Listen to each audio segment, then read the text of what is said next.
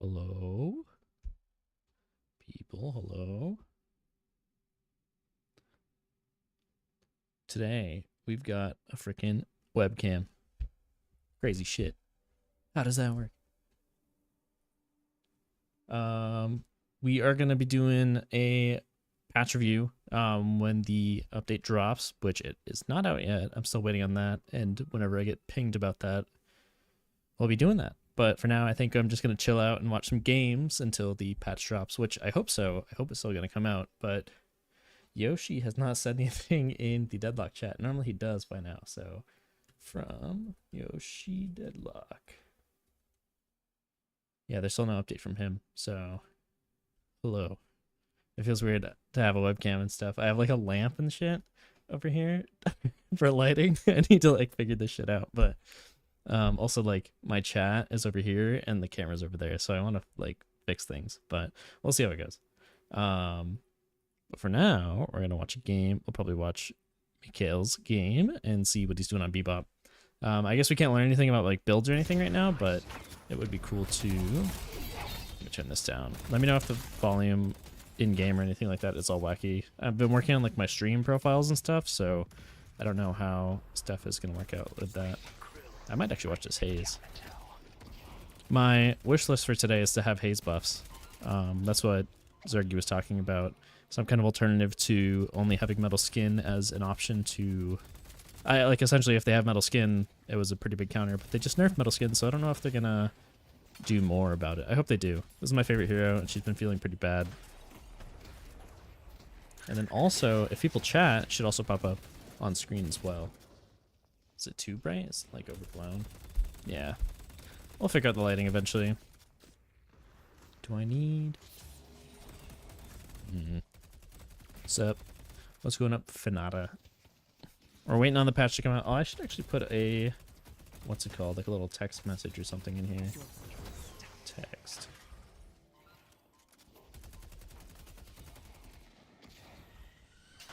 Boom. We're gonna do the Deadlock font. Because we like the Deadlock font.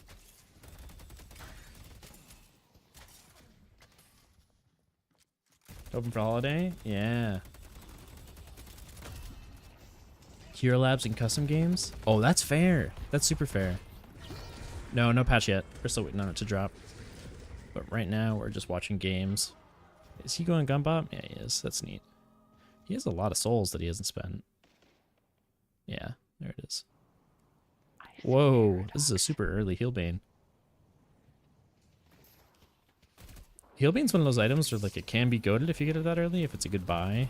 And I mean like, this seems like a pretty good draft to pick it up against. Especially if you're leaning into like Abrams and shit. Which he wasn't in that scenario, but it's still fine. Great interview with Zergy, thank you. Yeah, it was fun to interview Zergy. I've been watching his stream a lot, like in downtime, so it was cool to talk to him and learn about his perspective about the game. I probably will be doing more pro interviews in the future. It was fun to do. Hoping for Holiday. Yeah, Holiday would be cool. I want to see... I mean, these heroes were feeling pretty done.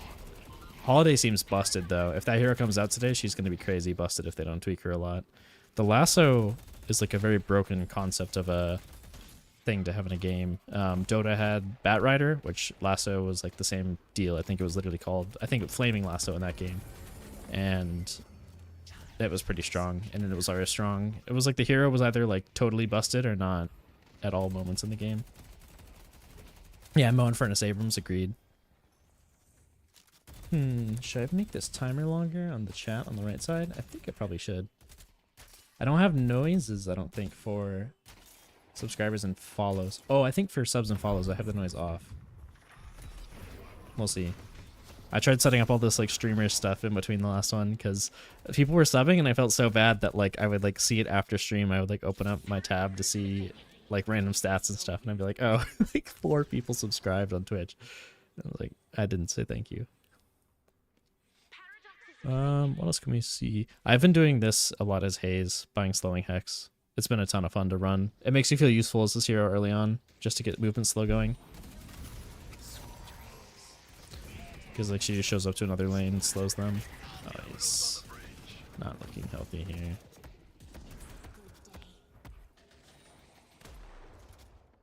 Hmm.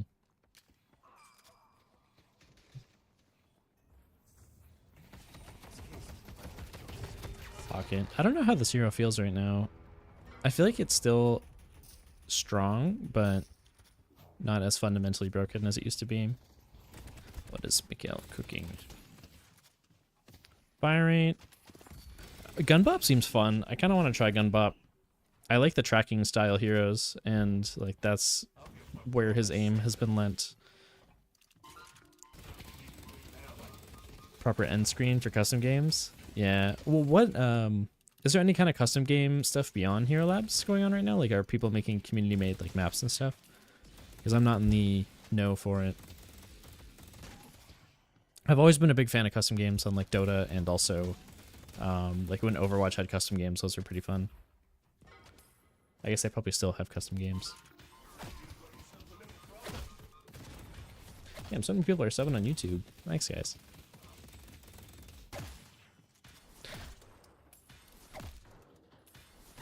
What else can we see? Who's doing well in this game? Mo seems like a really strong hero. He's been pretty nice. I feel like every game, it's hard to not have impact as this guy. His ult is on such a low cooldown that it's just like constantly up.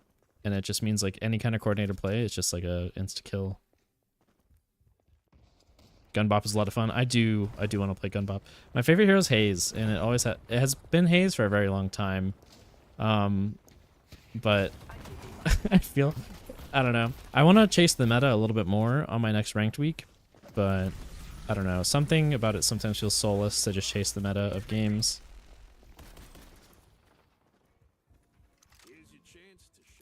I kind of always just played heroes that I found fun in Dota and didn't really play busted shit. But when the shit that I played was busted, like my rank skyrocketed. It was a ton of fun.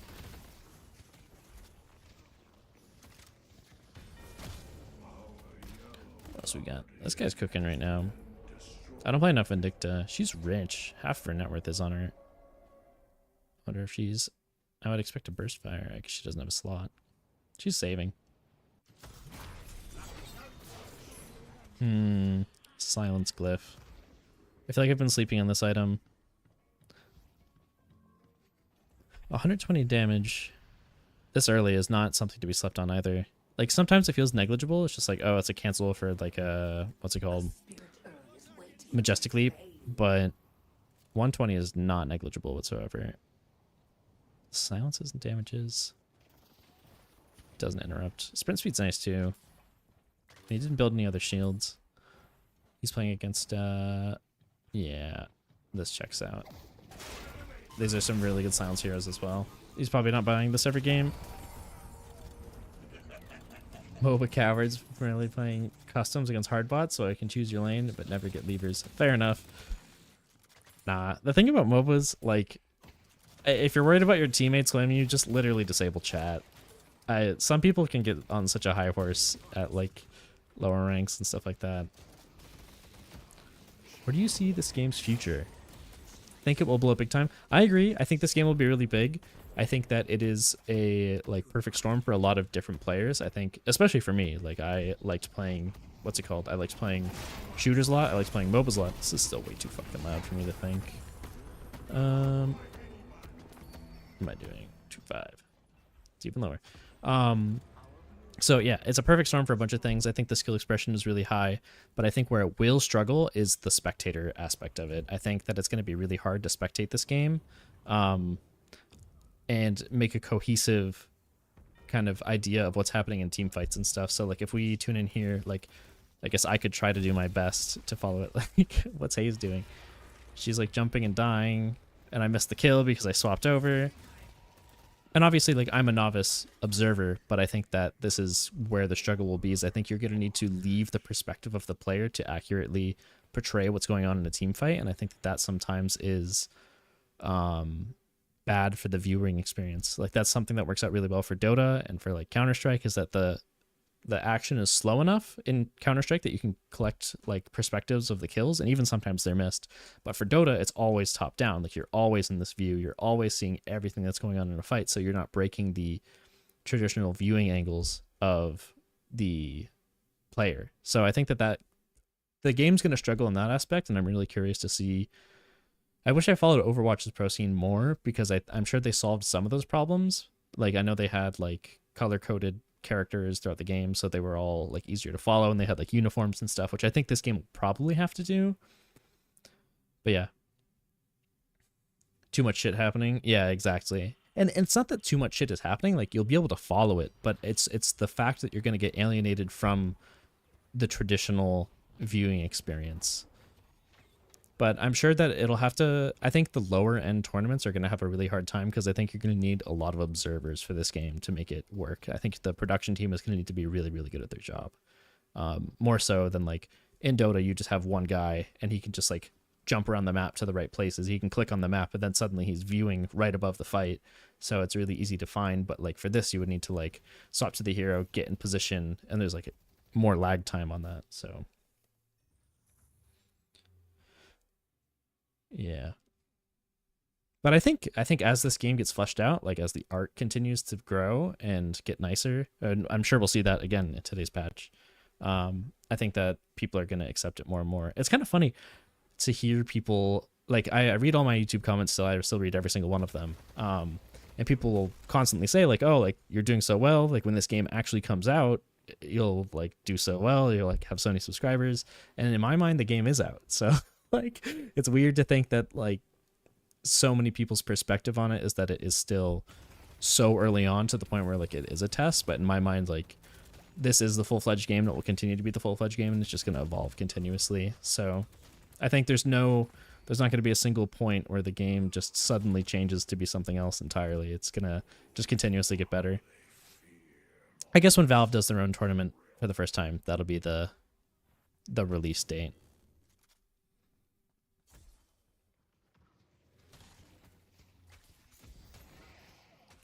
Man, I should really get a tiny screen right here so I can, like, when I look at chat or talk to chat, it makes sense. But speaking of camera angles. What's going on in the game? What's this guy building? I'm a big Haze fan. I like this also, too, on Haze. This is something that Zergy's been doing that I picked up. Double reload items is really nice because this hero fundamentally is magazine limited. I'm getting called on Discord. Give me 1 minute.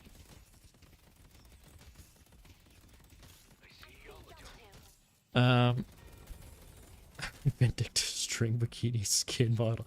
Dude, so like if you watch my YouTube videos, I put out a video about Zergy, right? And I go and I tune into a stream today, and that's what he has on the stream, and I'm just like, oh man, I sent my viewers to this. Funny stuff. Can't get a game during the day for Australia.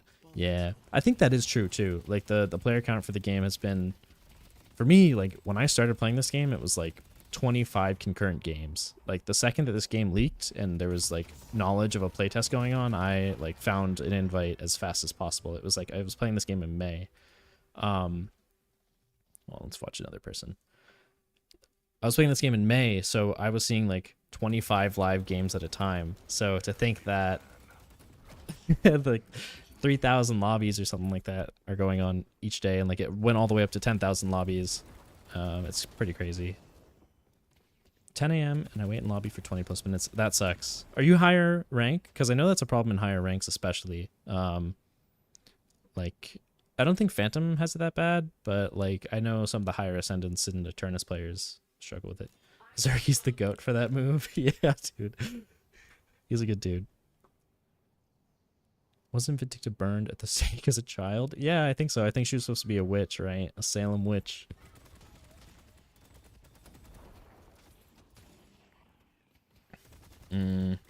That's fair. Are the bots okay? Are they like good enough to play against and have fun against? Or are they like still weird? Like, do you notice a drastic difference when you do play against players? I haven't played a bot match in a while. What's this guy built? I feel like getting... So this is something I've thought about. Infernus is another hero I play a lot. I feel like getting duration extender this early is not beneficial to your farm speed. And it's something that I think should come later. It helps you if you fight and you're really active and you're fighting, but 14% ability duration is like one more tick on your afterburn. But it doesn't necessarily help you when farming camps, because what you'll notice is he'll burn, burn, burn, and then he'll tap each of them once to refresh the burn cooldown.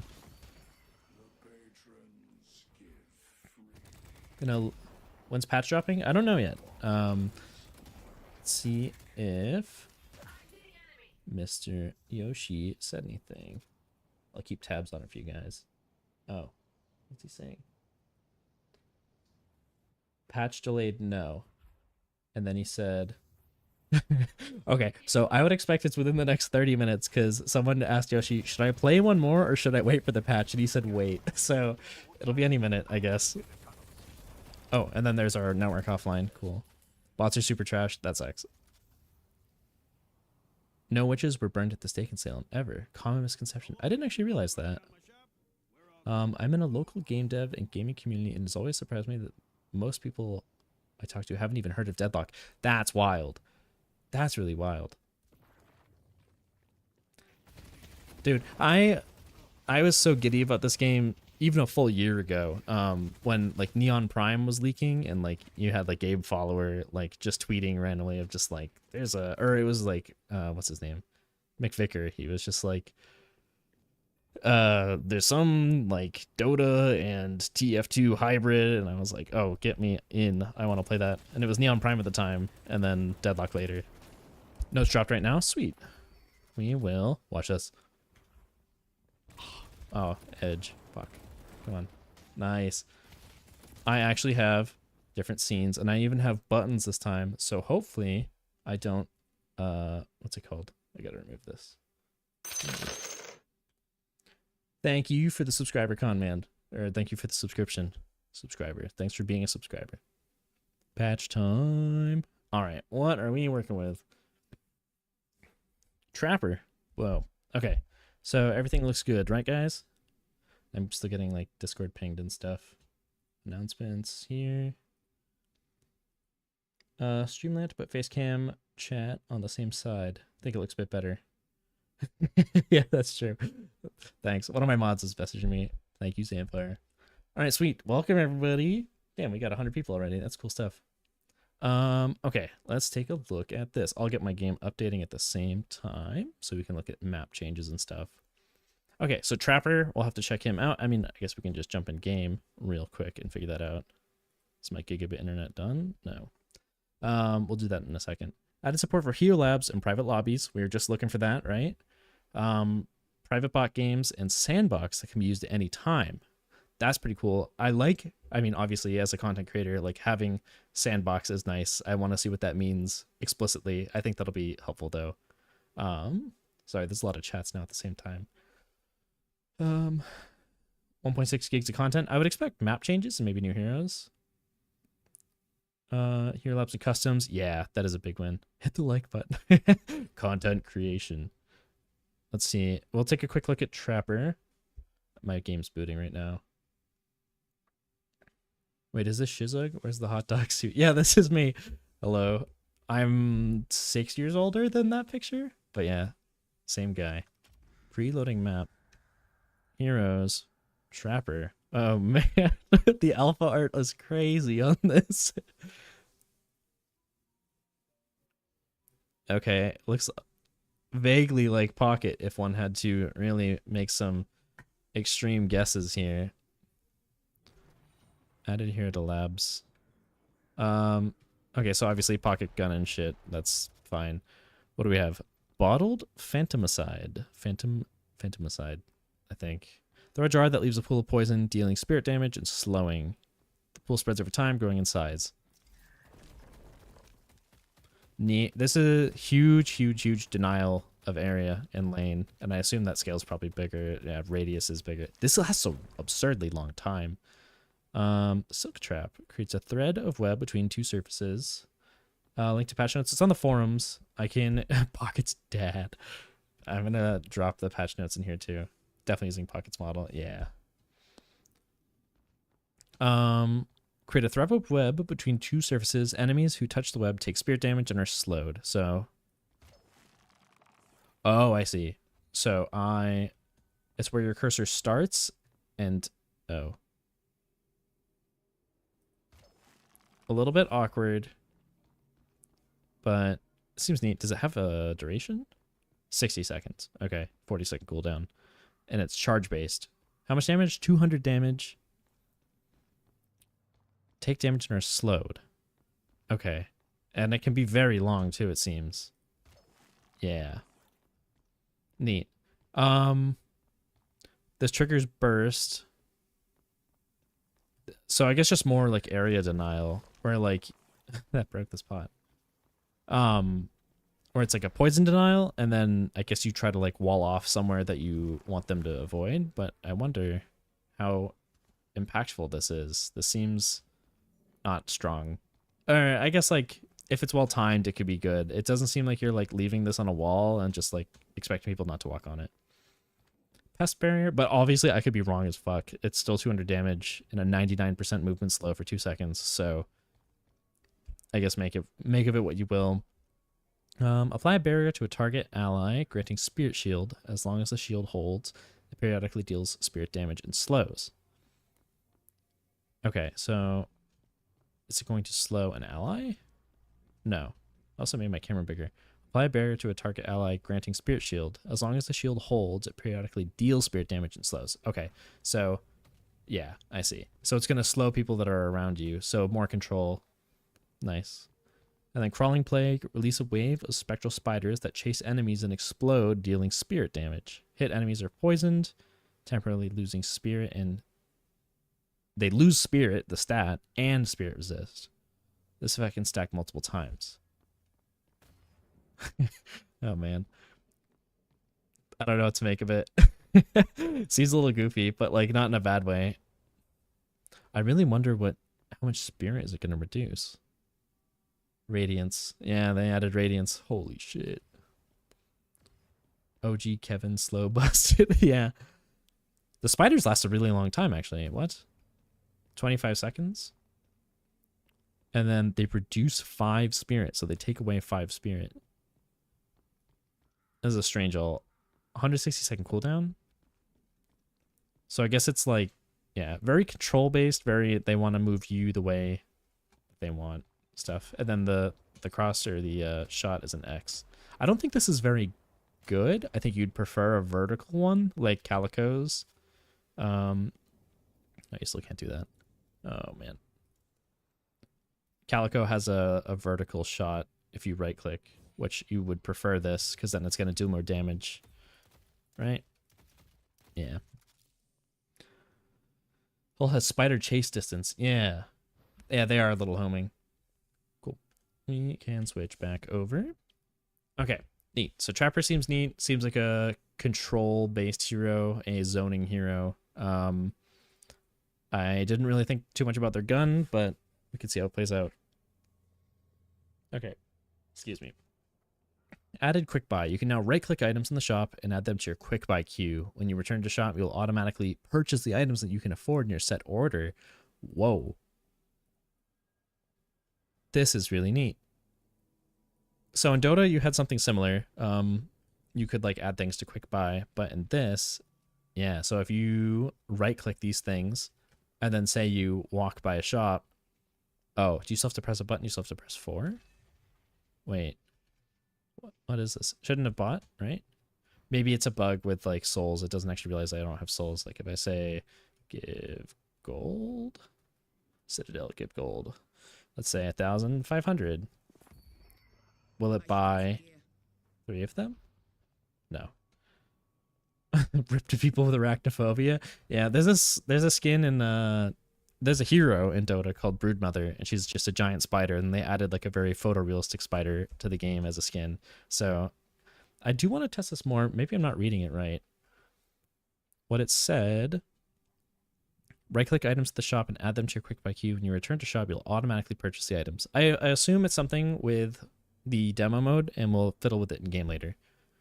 The shaders, map, and various other resources will now pre-compile on the dashboard to improve loading times when getting into a match. This reduces in-game hitching in some cases. Good. Optimization stuff, faster load times, less in the menu. Might not work in sandbox. Yeah, I agree. Came to YouTube for this when you saw the game needed an update. Awesome, good to hear. I'm glad you're tuning in. That's cool stuff. What else we got? Okay, yeah. Visual indicator when browsing builds that shows which item types are most present in the build. Okay, I'll take a look at that. Neat.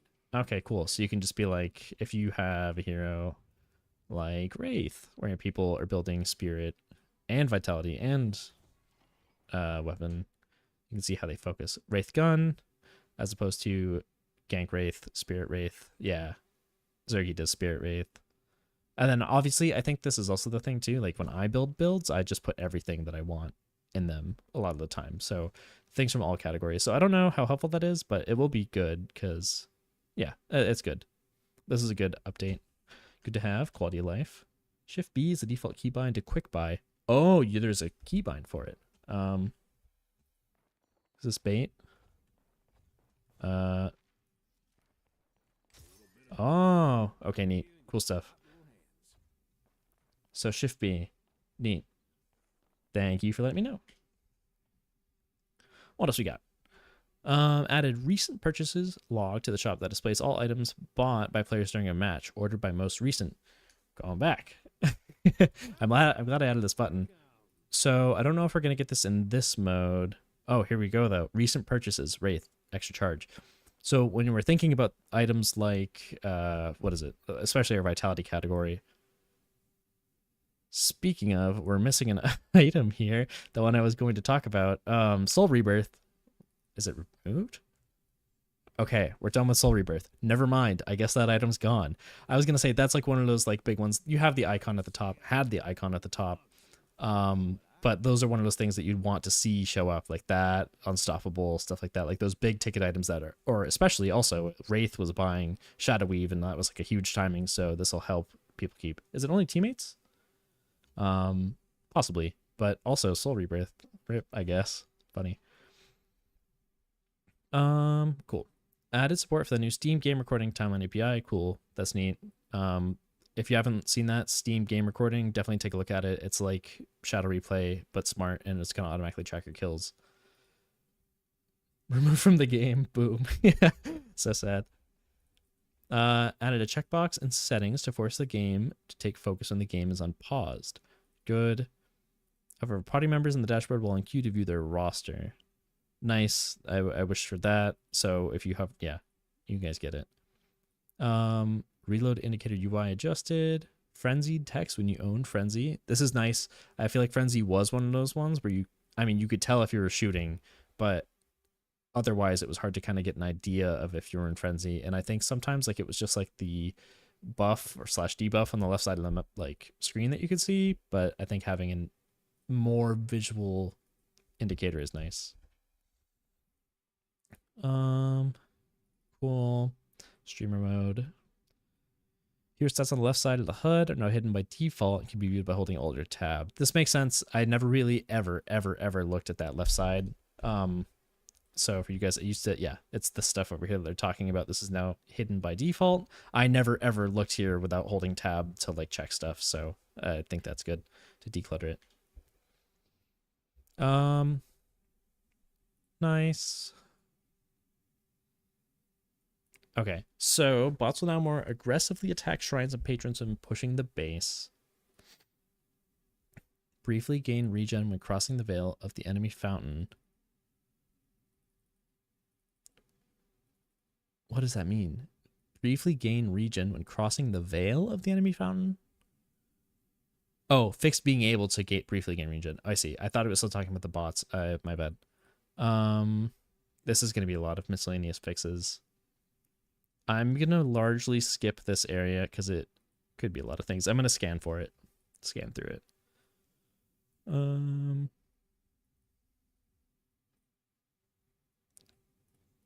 This is a funny bug. It would just like randomly start looking at you like it was a neutral creep. The center sacrifice boxes. Soul Rebirth was a buyback if you used it right. Correct. Yeah, it was definitely very strong, and it was one of those things that was like essential late game. So I think they wanted to avoid that. I mean, we'll see. We'll see. It definitely felt like a pretty broken item, and also just like weird in this game. I think they want games to end at a certain time, and it kind of avoided that. Yeah, I'm not gonna go too deep into this stuff. Quality of life stuff. Rename mouse wheel to chat wheel. Okay. Steam input support. So this is more controller support stuff. We saw that in last week. They want to keep going to get this healthy on the Steam Deck, and they're going to keep going down that. All right, this is my favorite part of patches every time, is the miscellaneous gameplay updates. So troopers no longer change soul sharing rules after the laning phase ends, meaning 2 heroes don't split souls. Okay, troopers no longer change soul sharing rules after the laning phase ends. It's going to continuously have the laning phase splitting always, and then they no longer increase their bounty 20% at 8 minutes. Someone fix the bot zipline bug. They get stuck in terrain and base, trying to zipline and get stuck in the ziplining animation. Yikes. Okay, so this is good. I like this as a start. I think it was really weird to have this 8-minute timer where things would just change with the way that last hits worked. So I really like that they're doing it this way. It also means that like this kind of weird meta of, not meta, it's not like everyone was doing this and it was like broken or something. But like sitting in a lane and just like trying to deny the other person's last hits is going to be half as effective now. Or even less. It's going to be 40% effectiveness because you're still going to get that 60% initially, and that deny isn't going to be worth the full amount anymore. I like that it's not changing, but 2 heroes don't split souls. And it's not going to punish you if someone else comes to get a wave with you, I think is the biggest thing. So it still makes sense to have, this is actually really big, because now it's unoptimal to clear a wave alone. You want to have 2 people clearing a wave at a time. This is going to lead to some really interesting stuff in pro play, where highly coordinated stacks are going to make sure to bounce between waves and soak, essentially. They're going to double soak more waves than often, because once you get those mobility items and you can actually get between the waves, you want to have 2 people there for each wave. This is a really big change, and you're going to see this echo in high MMR. I think it won't affect low MMR. It's not going to do anything crazy there, but like if we go spectate a game later and it's on this patch, we're going to be watching people at like 14 minutes not hit a wave to wait for their other person to get there so they can duplicate the souls. I wonder how far that will go. Instead of it being 100 souls per trooper split by X heroes, it will now be consistently 40 heroes per trooper. 100 souls per trooper split by X heroes. It will now be consistently 40 souls per trooper no matter. Oh. So our wave's going to be less anyway? Is that what's up? No more split after 8 minutes. Yeah, no more split. Can you read out loud what you're looking at? Trying to listen while driving home. Yeah, I can do that in the future. I'll read out the patch notes as well. They moved the loser camps. Seems bad. We'll get into slowing hex in a minute. Yeah, we'll look at stuff. Okay, so I wonder what the implications of this means. We're going to have to see how that plays out in high-level games. This is a big change, huge change, honestly. And yeah. All right, next point. Hero kill gold increased from 150 to 1400, and then 175 to 2000 from 0 minutes to 45 minutes. So starting in the beginning of the game, the souls that you're going to get from a kill are going to be worth more in the start, and they're going to be worth a lot more at 45 minutes. I didn't actually realize it was this high. I didn't realize it was 1,400 souls at 45 minutes. That's a lot, but yeah. And then neutral creeps now give 5% less souls. So that's a small nerf. I don't think it's huge. They just want to de-incentivize it a little bit. Excuse me. Troopers now take 28% more damage from guardians. This is probably good. It never felt good to have a trooper wave get to your objective and it just die. So I I am in favor of not having the NPCs kill each other. I am down for that. And walker damage versus players has been increased by 10%. I also do think that it could have used a buff. Like the laser hurts sometimes, but I think giving it more damage is fine. They don't want, they're still trying to tweak this number of like when they want guardians and walkers to die. And these number changes are going to push it further in that direction. Guardians will now focus their attack on enemy players if an enemy player shoots a hero and the enemy player is within 15 meters of the guardian. So I was actually thinking about making a tower diving guide because it's something that I've learned how to do more comfortably recently, but this totally changes it. So this is more Dota-esque aggro, and I forget if League works this way, but before the aggro in this game with Guardians, how it would work. Sorry, I haven't looked at chat in a minute. Guardians would just shoot the thing that is closest to them. So now what's going to happen is if you attack a player within the Guardian's radius, it's going to get mad at you and it's going to choose to hit you over whatever's closest. And that's how it works in Dota. Towers are re-aggro if you hit another player. But there's no way to shake aggro in this game besides, I guess, leaving. I wonder how long that aggro sticks for. All right, so should make more people get more souls. More items earlier. That is true. Done to accelerate games. That's fair. Sergio thinks that the item sharing is going to accelerate the game. I think it's also to kind of remove the economic support a little bit.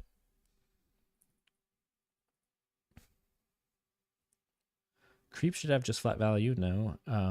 Gaining value from nowhere sharing just creates arbitrary cheesing. Yes, but I think they want to avoid the idea of having economic supports. They don't want someone to be broke on the map. They want to incentivize everyone to gain souls and not have this turbo farmed one character that is better than everyone else. And then, like, I mean, you've seen that happen in Pro Deadlock where you have like the Infernuses, the Hazes, the Wraiths that are just turbo farm the 7s. And then you have like your Kelvins, your Dynamos that are like playmakers that aren't farming, but this will benefit them because if your Infernus shows up to hit a wave, your Kelvin's nearby, the Kelvin's not taking anything away from being near that wave, and they're gaining from it. So I think they want to avoid that economic support, and they want to give more routes to give farm. And that's why they had it in lane, because they didn't want one dude to be broke the whole game. So I think that's them trying to incentivize wealth equal between the team. League does it too. Cool. I think the Walker just needs to get rid of the mortar attack. It doesn't really yeah, I agree. The mortar is just pretty dog shit. Is this patch good or bad? I think they're all good so far. And I mean, I haven't seen anything I don't like yet. Krill with more souls. Hell yeah. That camp screenshot is using the new health bars. Probably on by default. Yeah. I didn't actually, we'll just do health. Maybe they aren't. Who knows? We'll find out. Our souls, yes. Feels very unsatisfying to go support and barely ever be able to fire. Yeah, afford a tier 4 item. Yeah, they want to avoid the people who are playing support. Yeah, communism update. Exactly. They want everyone to be rich. They want to reward you for getting hero kills, but they don't want to incentivize gameplay where people are not getting souls from troopers and neutral creeps. They want to share the wealth. They really do. So, yeah. Moved 8 neutral camps, 4 on each side from outside the outer lanes behind the walkers to in. I really like this change. Those loser camps that we talked about in a video, they were so bad. They felt so bad to hit. Because no one's really contesting you there. No one is ever going to try to kill you there. And I felt like if you went to go hit those camps, you were literally griefing the game. It was not, yeah. I think that was one of my biggest pet peeves is like you look and you see someone farming those camps and you just have like an objective dying somewhere on the map. So I think keeping people in the center of the map is a very good move. I really like this update. I think this is really good. Is quick buy good? Copy top meta build, not think? Probably, but it's also nice if you know you're going to get some certain items. Honestly, I probably won't use it that often. I think quick buy is nice because if you know what item you're going to buy next anyway, it makes getting into the shop quicker because you can route to the shop, get your like item ready to buy, and you just tap the shop and run away. So it's more like a efficiency thing, efficiency quality of life thing. So you don't have to like open the menu once you get to the shop and stuff. I really like this neutral creep change though. This is awesome. Looking forward to looking at this when we look at map changes. Added cosmic veils to the ground floor entrances to mid that grant vision looking in but block vision looking out. Ground floor entrances to mid that grant vision looking in but Yikes. Okay, so what this means is in our mid building, that was always like what felt like the most quick way to get in and assess a fight was from the sides. And if you can look into the pit, but the pit can't look out, that is really, really scary for the people that are doing mid boss. It's going to be a lot harder to bait a mid boss and then expect it to go well. I think you need to like actually clear out and win a fight to take mid now. You can't just start it and expect it to go well, because if you can't see out, it's going to be in a really scary position. People already copy top meta builds and don't think about it. Yeah, that's true. You're not wrong. Yeah, agreed.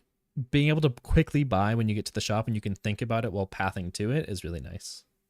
Yeah, agreed. I think it's a really nice laning quality of life type of deal. Nice. So bias earned delivery locations move slightly closer to neutral positions. This is good. In the last patch, we saw a lot of cheesing with the urn, where the winning team, even though they had to drop it off across on the other side of the map, so if the winning team was picking up the urn from here and then they had to essentially path to over here, instead of just getting the urn, they knew it was sometimes a suicide mission, so they would just go to their base with the urn and then just drop it. And what that effectively did was it denied the other team from being able to do the urn and do it safely on their side. So speaking of economic supports, there was just this guy that would pick up the urn, do nothing with it, just like sit in base, start taking from damage, just drop it on the ground, say, I don't even want this anyway. And they would also do it where it would line up at the 5-minute marker, so the urn wouldn't even respawn on like one side of the map or the other. So you just needed control of where the urn spawned, and then you like they would never be able to do it after that. So this is a good change to make it more accessible to do the urn, because it's going to make the people want to take the risk to go in and try to contest it, but and it's also going to make it harder for the people who are behind, but I think that's also fine. I think a little bit of risk should be involved. How can you see the new health bars? It's a setting. Yeah, it's a setting. I'm sure. I don't know the setting off the top of my head. I don't know if anyone has it, but yeah, as a setting. I don't know if it's on by default. I don't think it is. I guess I could quickly. I'm looking in game. Yeah, no, the health bars are still not on by default. They're under development still, so they might be buggy. Okay, minor adjustments to respawn curve. 40-second respawn happening at 20. 40-second respawn happening at 20 minutes now happens at 17 minutes. Man, they keep tweaking these numbers. I really want to plot them, but I also don't feel like going through a game for 40 minutes and like noting down how long people die for. What does this mean?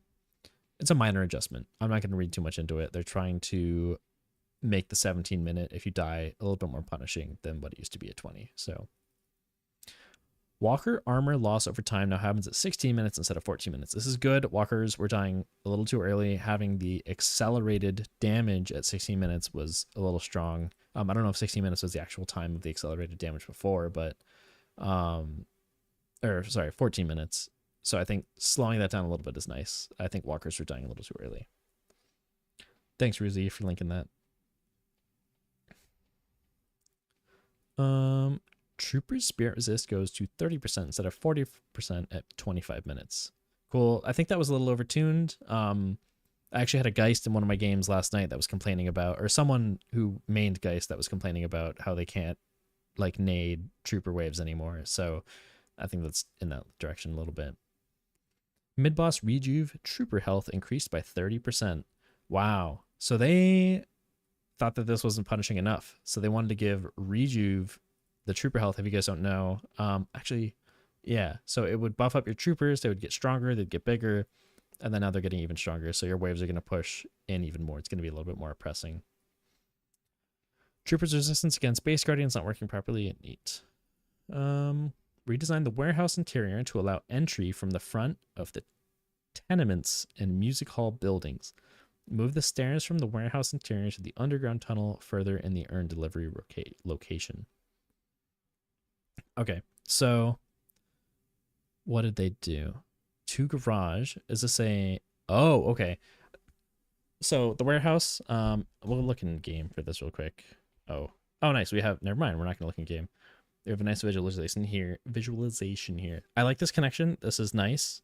Oh my god, the warehouse is so tall now, too.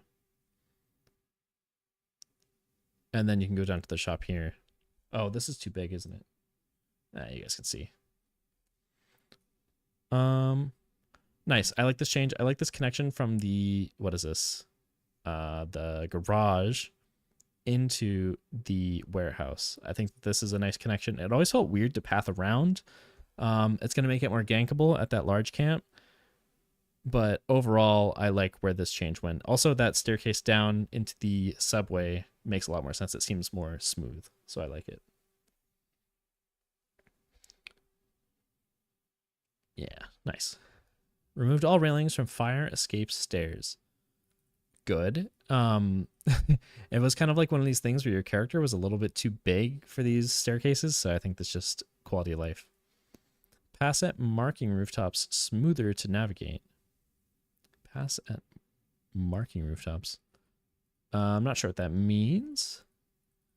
Cool. So a little bit of quality of life stuff for clipping between characters that might have made movement feel a little bit awkward. And then added stairs on top of the bodega. I'm not sure where the bodega is, and we'll have to see that in game. I'm sure we'll bump into it.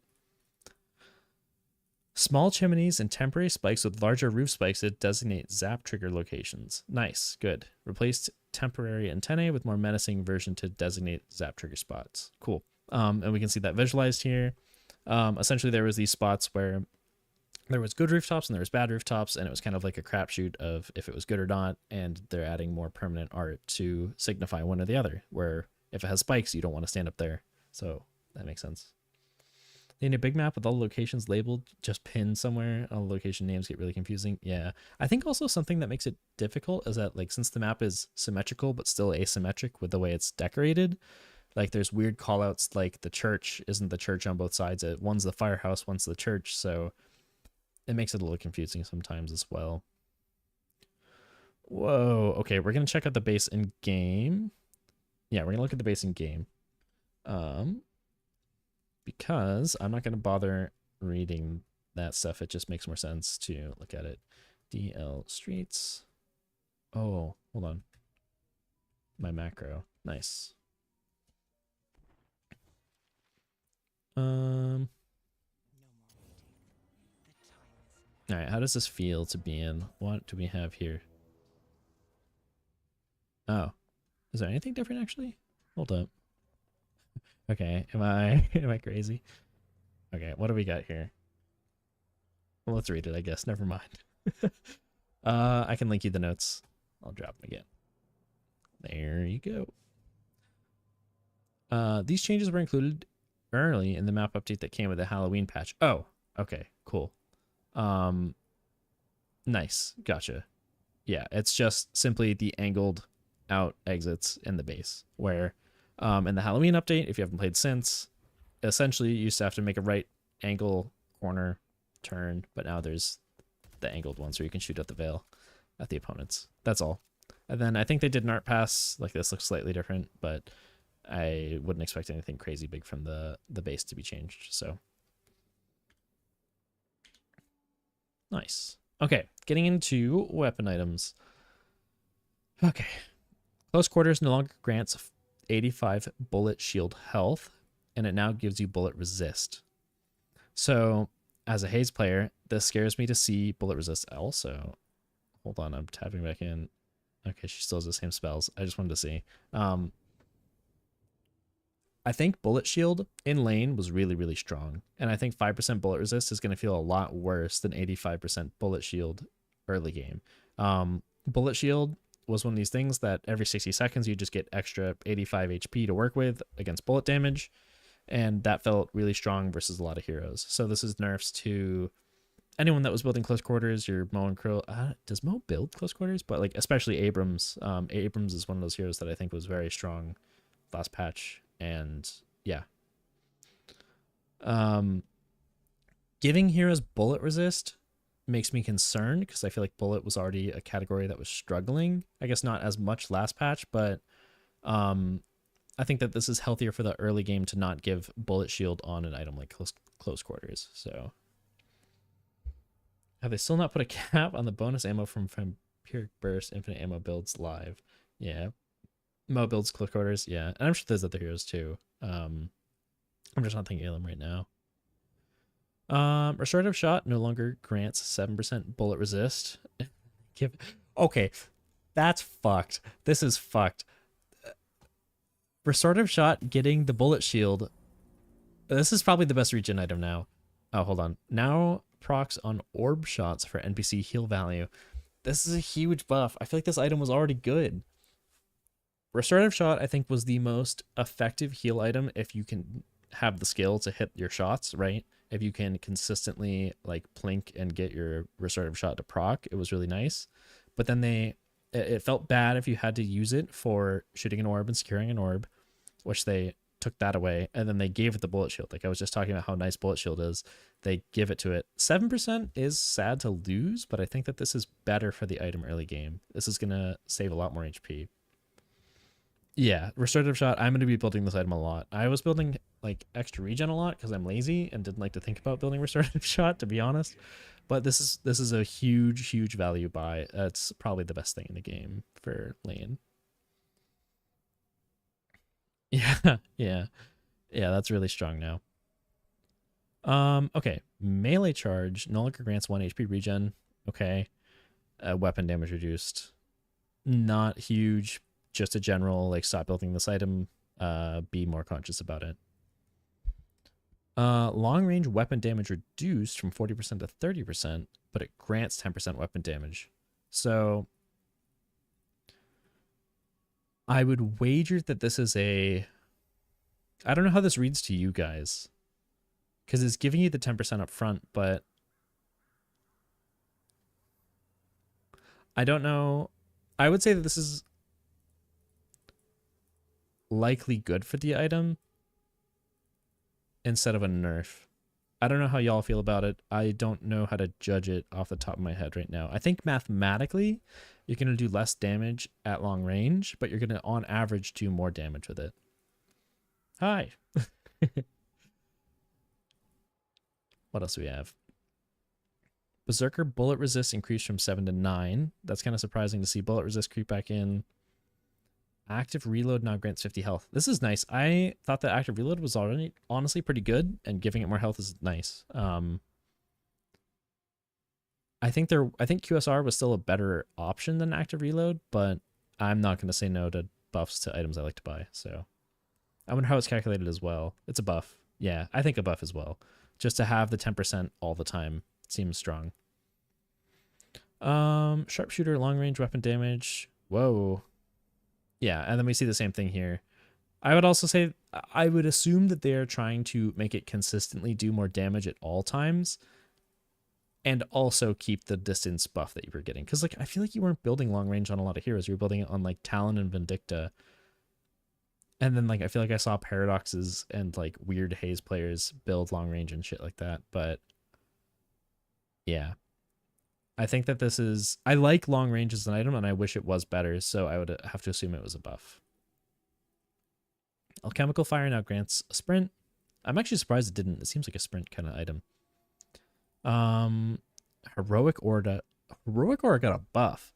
So Heroic Aura was one of these things that you would buy, and you would go and you just, like, shred a walker. So I don't know how much a cooldown buff helps it necessarily, but that is definitely a change from 32 to 25. That's absolutely the difference of in a team fight if you can get it off once or twice. So that's neat. I thought this item was already pretty strong, but slept on. I'm gonna disconnect so we don't hear Deadlock noises in the background. Flat buff. Same damage at distance, more damage up close. Agreed. Intensifying mag. Time to reach max damage reduced from 3 to 2.7. I did feel like intensifying mag was strange. I feel like firing for 3 straight seconds was always a strange thing to do. So seeing that get turned down a little bit is nice. I'm okay with that. It's a good quality of life buff. Toxic bullets damage has been changed from 5% of current health to 2.5 of max health. So this is good.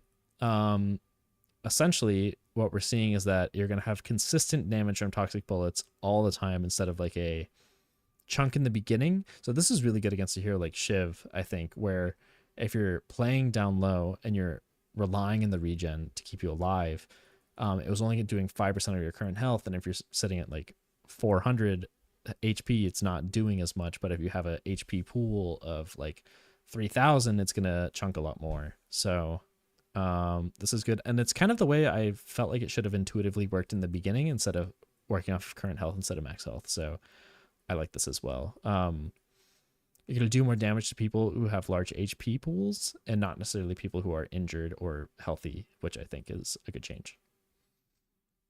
McGinnis Sheesh, yeah, that's true. Intensifying mag and heroic aura back to back. Paradox long range builder reporting in. Cool. Long range and sharpshooter better. They should make it so that they reduce the fall off range. Yeah, I think that's like what they want to do without.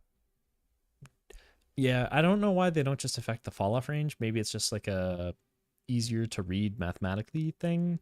Yeah, I agree. I think it could be nice if it modified your fall off distance. I think that would be okay. Shadow Weave detection range increased from 18 to 22 meters. Oh, so this is a huge nerf for Shadow Weave. What this means is if you get close to someone, you're gonna shimmer, and they'll be able to see you before you are able to, specifically Wraith, like lift them or something like that. There's a nerf to Shadow Weave and a deserved one at that.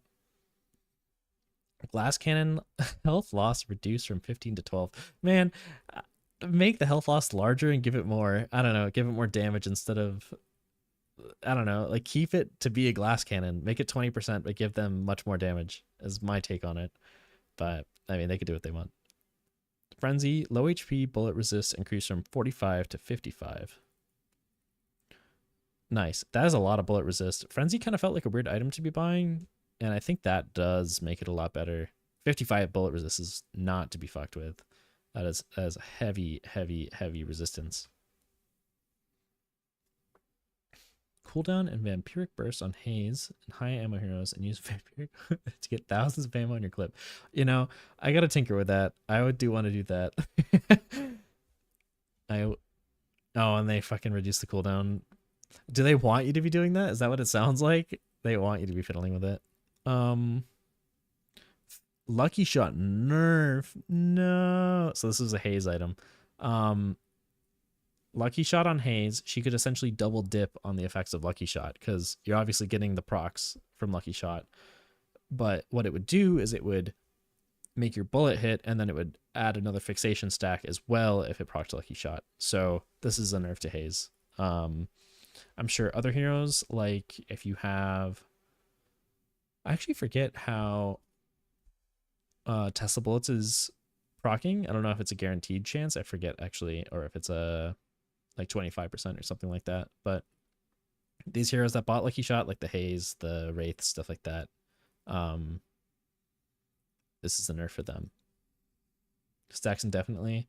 Breaking the MUI. Okay, I gotta fiddle with that then. That sounds fun. If you don't shoot between... Yeah. Well, we'll look at that in a second in game. Actually, I kind of want to do that now. I just want to know now. So if I do no cooldown and buy a Vampiric Burst... 44. They might have self-patched it. It might have been in the notes above, honestly. I assume that's what you mean. Alright, what else we got? Silencer granting 12% spirit resist. That's just like a out of nowhere buff. This is really nice. Spirit resist for some of these bullet heroes, like it felt kind of sparse. Like you'd get the improved spirit resist, you wouldn't feel the effects of it immediately, and then but like getting an offensive item that's going to give you a defensive capability is like super nice. You have to wait for the effect to end. Okay, I'll keep. Oh, it still works. Yeah, it still works. It went up to 63. I know I don't have the screen on.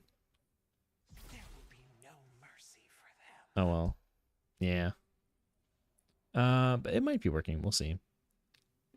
Tinker with it and let me know what you find. If it works the same way or if it works diminishingly. I think it was diminishing. Okay, vitality items, extra health, weapon damage increased from 6 to 7%. What percent? Not going to talk about it, not going to read into it. That is a buff though for extra health. That was already a pretty good item, I feel like.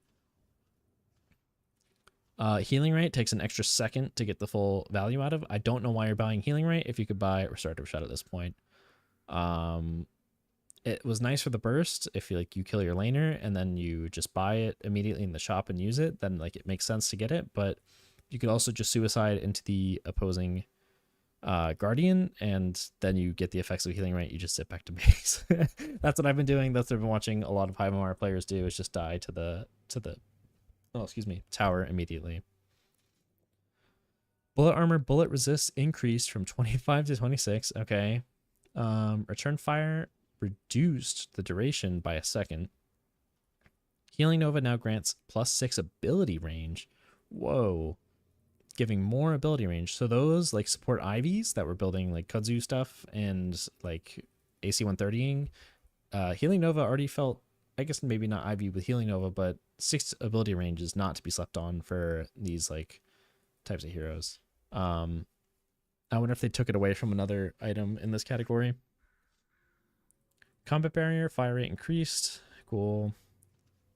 Debuff reducer health increase. Okay, a buff. I feel like if you were getting a reducer, you were just getting it for the remover and you didn't care about the actual reducer part. Healing reduction increased from 40 to 45. Healbane buff, I'm surprised to see. I feel like this item was already pretty strong. Reactive barrier restores 1 stamina on proc. That's a nice item. So I would buy reactive barrier in lane sometimes if they were looking like abysmal and they just had like 2 stuns. You could just get a reactive barrier, and I mean, getting an extra stam, especially against heroes that are trying to disable you, is like not like that's really nice to have, especially versus Warden. Like this is a pretty nice buy against Warden now as well. I guess you're not immediately dashing if you're caged though, so maybe more like a bebop type of deal. Phantom Strike is a second knockdown fires. We'll get there. Divine Barrier no longer grants ability range. Yeah, I was seeing that down there. That's funny. And Spirit resists from normal Spirit armor up a little bit as well. I'm surprised these numbers aren't the same. That seems kind of strange, but that's fine. Divine Barrier now grants Spirit power. Cool. This is a pretty big nerf to an item like this. I think having ability range, putting it on Healing Nova feels weird because like people could build Divine Barrier if you were like a carry archetype, like the 7s that would buy Divine Barrier. It didn't feel bad to get it necessarily, but I think it does feel a lot worse to get a Healing Nova instead. Because Divine Barrier had that aspect. I mean, you can do the same with Healing Nova, I guess, where you can just take efficient trades and then walk away from it and feel nice. Like that's what Divine Barrier allowed you to do. Healing Nova, I guess, does the same thing, but yeah, ability range is not something to sleep on. I think it has proven itself to be very strong, even at these smaller numbers. No more ability range in Divine Barrier hurts a lot. Can give teammate, that's a, yeah, a little buffer to run away. Exactly. Nice. Yeah, they used to have, so Carter is talking about the stars for each match. They used to have that really early on in the playtest. Like I forget what the 3 categories were, but they would have you rate it. Nice. Oh, restorative locket. Melee resistance is a really weird stat. I feel like I'm never gonna buy something for melee resistance, but I'm not sad to see it in the game. You know, like I think it's fine. Metal skin no longer blocks melee damage. Oh, I mean, okay, I get it. Canonically, not canonically. I feel like visually it makes sense that if you punch a person made of metal, it would, maybe not. I don't know. This seems like a weird Abrams buff though. I feel like Abrams was already a really, really, really, really strong hero, and Metal Skin was an option to stop him from doing so much damage. I guess it's just like get good and press the parry key. I'm surprised they took away that, but it is a buff to the heroes I like to play that do a lot of bullet damage because it's not a catch-all item anymore. They're legitimizing, or at least they're trying to legitimize melee builds, which I don't have an issue with. I definitely am bad at the reaction time to press the parry key though. I'm always I try to dodge like a noob. Geist with Healing Nova, yeah, you're right. That would be pretty strong. All winners press 5, all losers press 1. Yeah, I'm sure that a lot of their data looked that way.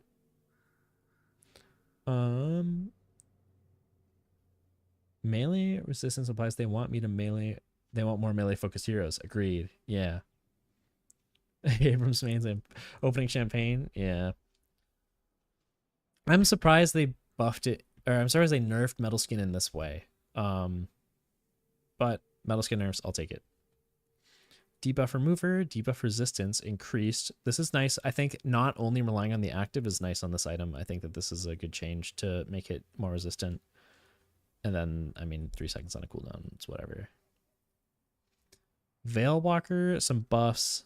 People weren't picking this up a lot. I wonder if changes to Bullet Shield on Restorative Shot. Probably not. It's not going to make a difference, but who knows? Possibly. Small Fortitude buff.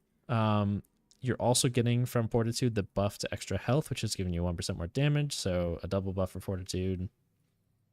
Life Strike, bullet resistance increased from 8 to 10. More bullet resist in the game. Yeah, Soul Rebirth. That was crazy. That's such a weird read. Like, I was like, oh, Soul Rebirth, we're going to quick buy this or something. I forget what I said. And it's just not there anymore.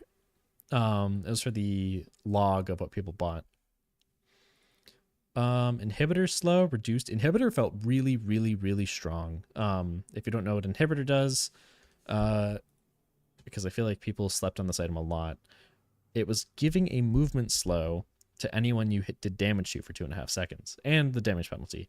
But stacking that movement slow with other things was really nice. Like you could get a slowing hex and an inhibitor and lucky shot as well, and it would feel really nice. It just, they couldn't move. So when I was playing Hazelot, you would just shoot them, you'd stack all these movement slows, they wouldn't go anywhere. We talked a little about, we talked with Zergy about that a little bit. That was a build that I don't know if he was the one that cooked it up, but he popularized it for me. So yeah.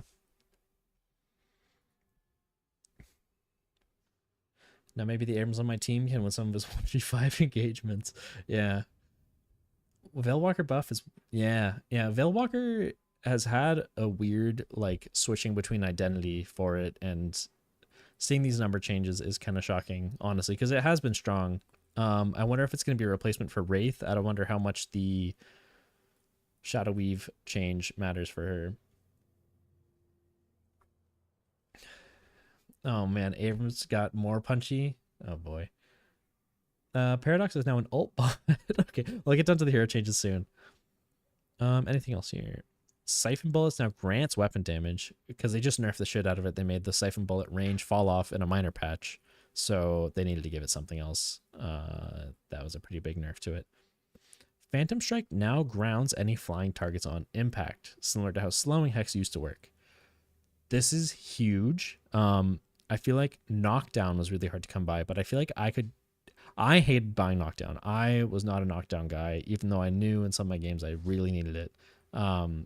It never felt good to buy, but I feel like a lot of heroes like to buy Phantom Strike, and I think that giving more grounding effects is good, especially after especially Talon felt strong last patch. Not as much after the nerfs, but like the flyers can get pretty annoying, and having only one option to deal with it wasn't feeling nice. So having a second option is gonna, I mean, having to sit in a game and like plead your team. I never was a whiner about it, but like you'd have people in games just being like, someone please buy Knockdown, and I think like having a Mo with a Phantom Strike already is gonna be a nice answer. Yeah. Did Slowing Hex become green? No, they didn't attach Slowing Hex to this.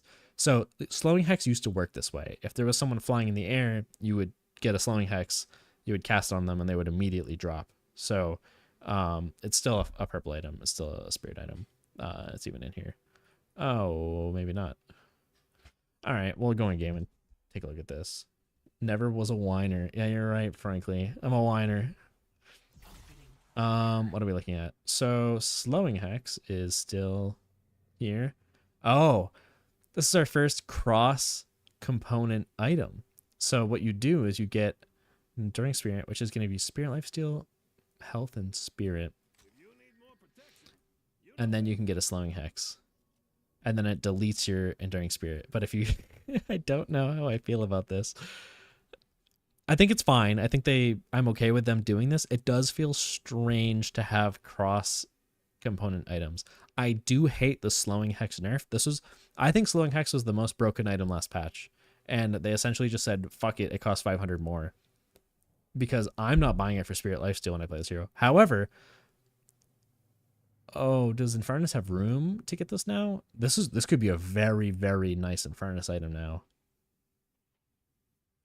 Because typically I feel like Infernus is green slot limited compared to the cross type components is interesting.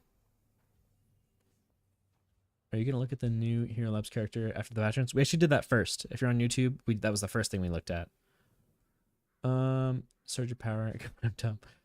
I should let Slowing Hex kill flying character again. No, it was pretty bad. It was pretty rough. Yeah, Slowing Hex was my favorite item last patch. I think it was very, very, very, very good because it was so cheap, and 20% movement slow is huge. It's huge, huge, huge. Yeah. I think that consolidating Enduring Spirit with the slow is going to be good for Spirit heroes, but I mean, I like to play Haze. This was a nice item I could buy as Haze and feel happy about, so I'm sad to see this get nerfed because I was abusing it. I liked abusing it.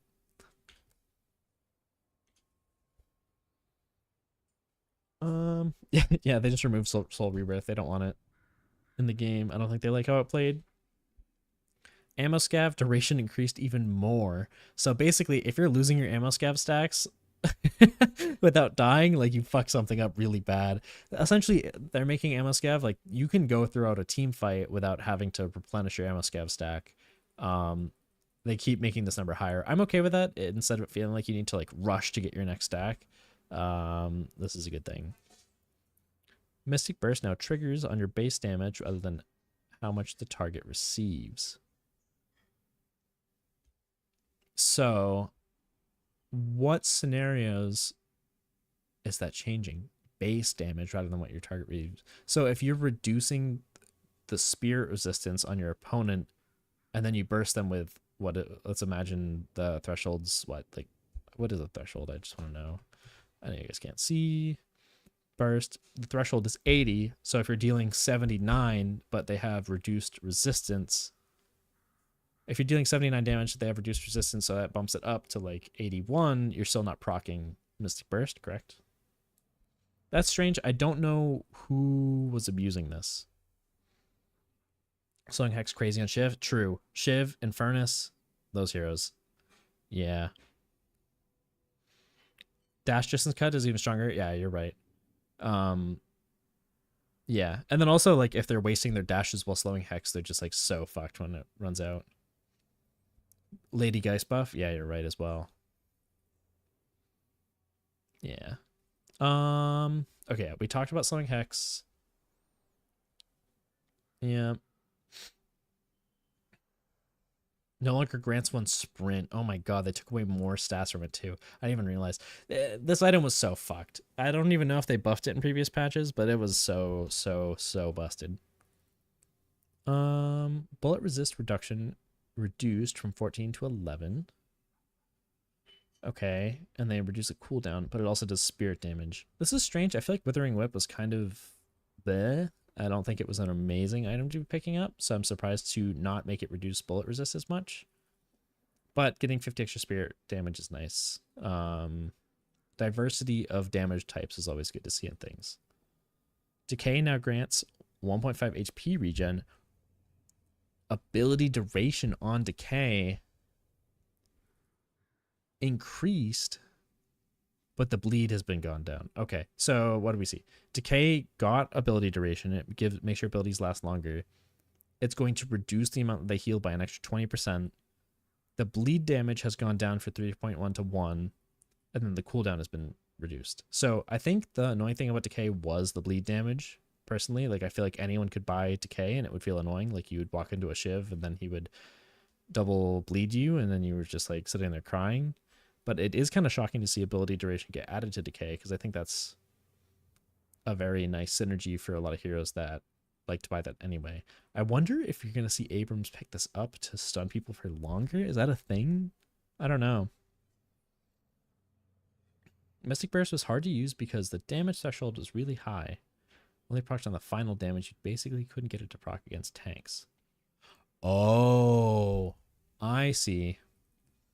I see. I see your point. So this isn't, it's not for the damage amp, it's for the damage resist. Good point. It's a favorite first Saxon, definitely for sure. Cool. Neat. How now Mystic Burst will proc much more often. Yeah, you're right. You're right. 45% fire rate slow on Withering Whip. Really nice against Haze and Furnace and Wraith. Yeah. Decay, I agree it's a decay buff. Specifically not for the offensive capabilities. It's not going to do damage for you as much, but it's specifically for the healing reduction, which I'd like to see the more focus as an item to be that instead of the bleed damage. So I like it. 1,520 ammo. Nice. Cool. I'll have to tinker with that. I was buying that item a little bit, but yeah, that seems funny. Improved cooldown, less cooldown, 16 to 14. Spirit Shield improved from 75 to 100. And it gives 10 ammo. 10% ammo. Neat. That is neat. I don't know a lot of heroes that were getting cooldown that also benefit from ammo like that. No one comes to mind immediately. Like Talon, probably? I don't know. Yeah, this is nice, though. I think it's cool to see more ammo on different items. Superior cooldown also gets ammo. And then we see the same thing from Improved Burst, except a little bit of a reduction because it's going to proc more often. It's going down 1% to 8%. Magic Carpet. There's our there's our ability range back. We've got ability range here. And Furnace for... Wasn't Furnace getting improved cooldown? I feel like I never had room for it. Multiple instances of decay stack. I don't think so. Hello, IO exceptional. Hello.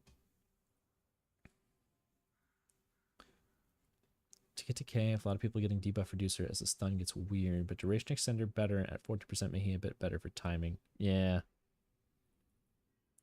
True. Yeah, I guess the 10% ammo for Furnace isn't bad. Agreed. Yeah, Magic Carpet W. Magic Carpet viable? Thoughts? Nice. Cool. All right. Here are changes. Abrams reverted melee attack speed reduction. Okay. Melee attack speed reduction. Okay. We talked about this last patch. I forget what it was. Was he meleeing faster is what it was? I think so, right? Shoulder charge can now use left, right, strafe to slightly change direction. Charge now carries momentum at the end of the charge. That makes sense instead of him just like abruptly stopping. Siphon life, spirit scaling increased from 0.3 to 0.36. I'm okay with that. I like spirit scaling. It's cool. Infernal resilience damage regen reduced from 15 to 14. Okay. Infernal resilience damage regen duration increased from 18 to 20 seconds. Okay, so he's going to have to take longer to regain that HP at a smaller amount. And the tier 3 was also reduced. So nerfs to Abrams' life regen, but better control on shoulder charge. That feels more natural. And then fix an issue where seismic impact would travel more downwards instead of in the facing direction. Gotcha.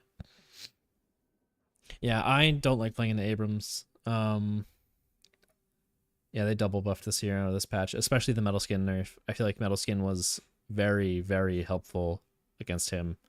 I forget if this is a nerf or a buff. I think this is a nerf, right? Because attack speed reduction. I think they made it so Abrams punches still back. What did we decide on this last patch? It was that it was slower now, right? This is slower than what it was last patch.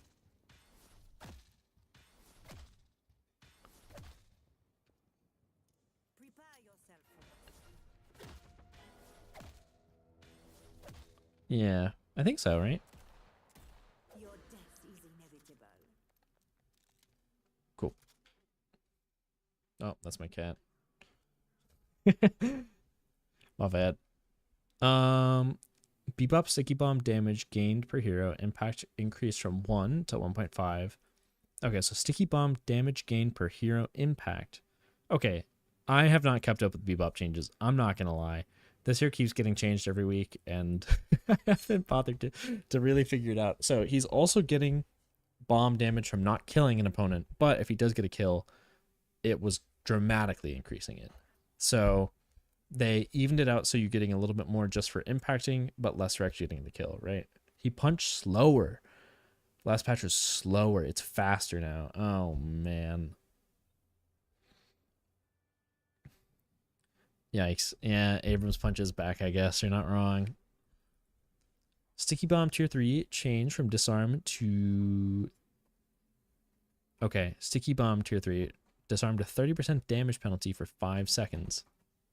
Okay, so if you Sticky Bomb someone, they're not going to effectively trade back into you anymore. Instead of disarming them, it's just all sources of damage are going to be reduced. Sticky Bomb now calculates its damage at detonation time rather than the cast time. Affects item combinations. Neat. Bebop Pros, I am interested in what you guys think about that for it to go off later. Oh, still in sandbox. Sorry, guys. Good call. That cat bomb distracted me. My bad. Yeah, patch notes were on it. And then what else we got?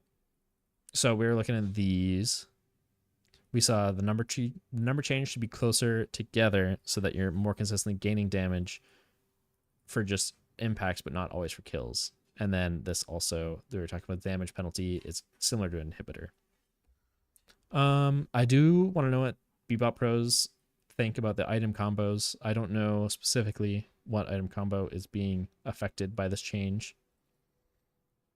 And then Bomb now has 2 times the cast range when used on allies. Whoa. Oh, wait. Cast range, but not detonation range.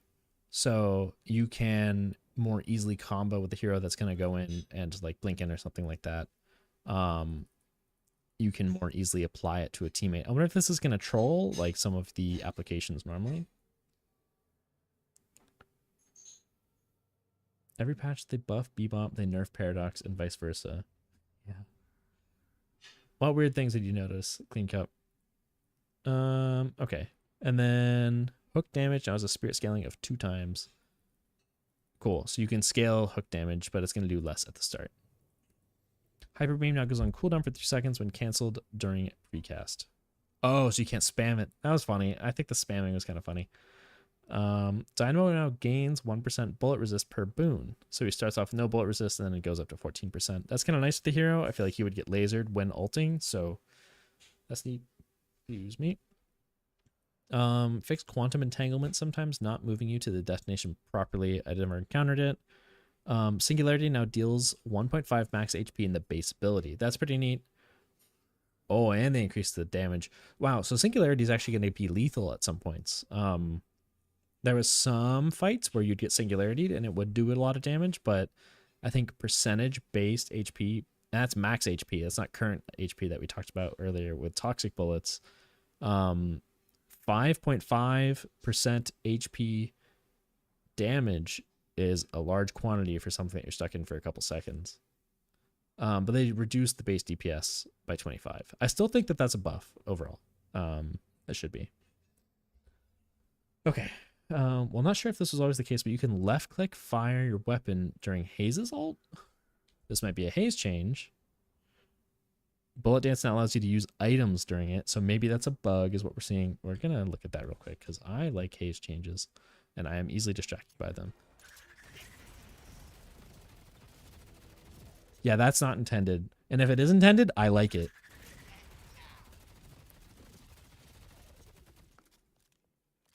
I would be very happy if that's a real change. We'll see. Okay, where are we? Grey Talon base bullet damage reduced. Okay, so Grey Talon was a really fucked up laner last patch. There was a couple things that you could do with Grey Talon that made him feel really strong. I think the base bullet damage was very high. I think he would land any kind of left click on you and it would just do absurd amounts of damage. It was hard to consistently land that damage, but when it was hitting, it was a lot. Fall off range rescaled from 22 to 18 to 54.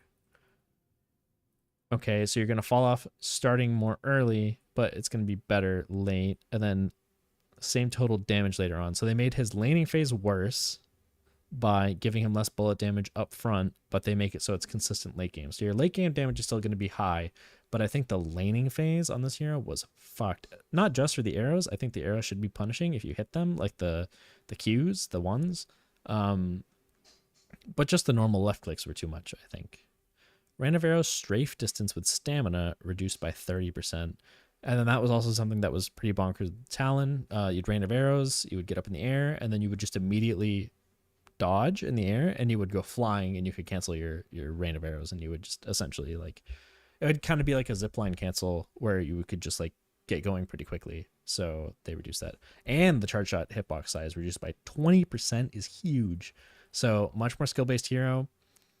Way harder laning phase now. I don't know 3 damage, how much that matters. It will be significant, I'm sure. Like, this is not something to sleep on, but 20% reduction in hitbox size is pretty big. And also this, these are heavy nerfs to Grey Talon, very heavy nerfs.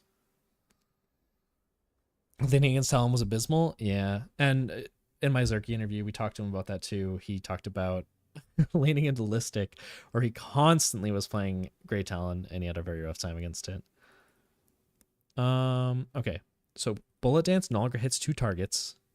Bullet Dance, okay, so far I like this change. They made it so Bullet Dance used to be 2 targets at max level, and then they made it so it was the default option. They gave her some new max level stuff. And 2 targets didn't mean you shoot twice at 1 target. It was always you fire at 2 different targets, not double at 1. 30% fire rate is nice for Bullet Dance because that means essentially 30% more damage. And that's going to scale up your fixation stacks faster as well. Bullet Dance allows you to use items during it. So this means, I assume the shooting is a bug. That's definitely a bug. But allowing you to use items means that you can unstoppable with it. You can vampiric burst during it, stuff like that. Where instead of having to pre-pop it, you can now use it during. And I think that was a change they did to Unstoppable before, where I think you previously could Unstoppable while bullet dancing, but then they removed it from Unstoppable to stop fucking with McGinnis, and then they were like, oh, but we want Hayes to be able to do it, so. Long change. Yeah. She's like, face cam, hello, yes. We're doing it. I gotta get better lighting. I just have a lamp right now, but it's making everything look very washed out. Okay, so, and then Sleep Dagger Tier 3 now also causes targets to wake up with minus 40% fire rate. This is a pretty big buff. These are big buffs across the board. I think the 2 target shit was bait. I think the most effective time to use Bullet Dance in the last patch was not in team fights. I think that the old Ricochet Haze, where you just jump in and you press Bullet Dance and you kill everyone, was something that did not feel as good last patch. I think single target damage and gank focus gameplay was good for Haze. So I think having it be 1 target with 30% fire rate is a buff. I think that this is very nice. I will still try to buy Slowing Hex on her, but I don't think it's going to feel nearly as nice anymore, so that's sad.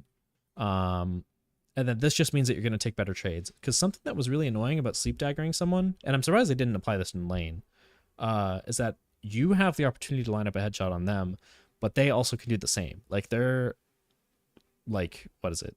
Your motion on your crosshair is not locked in if you're sleeping.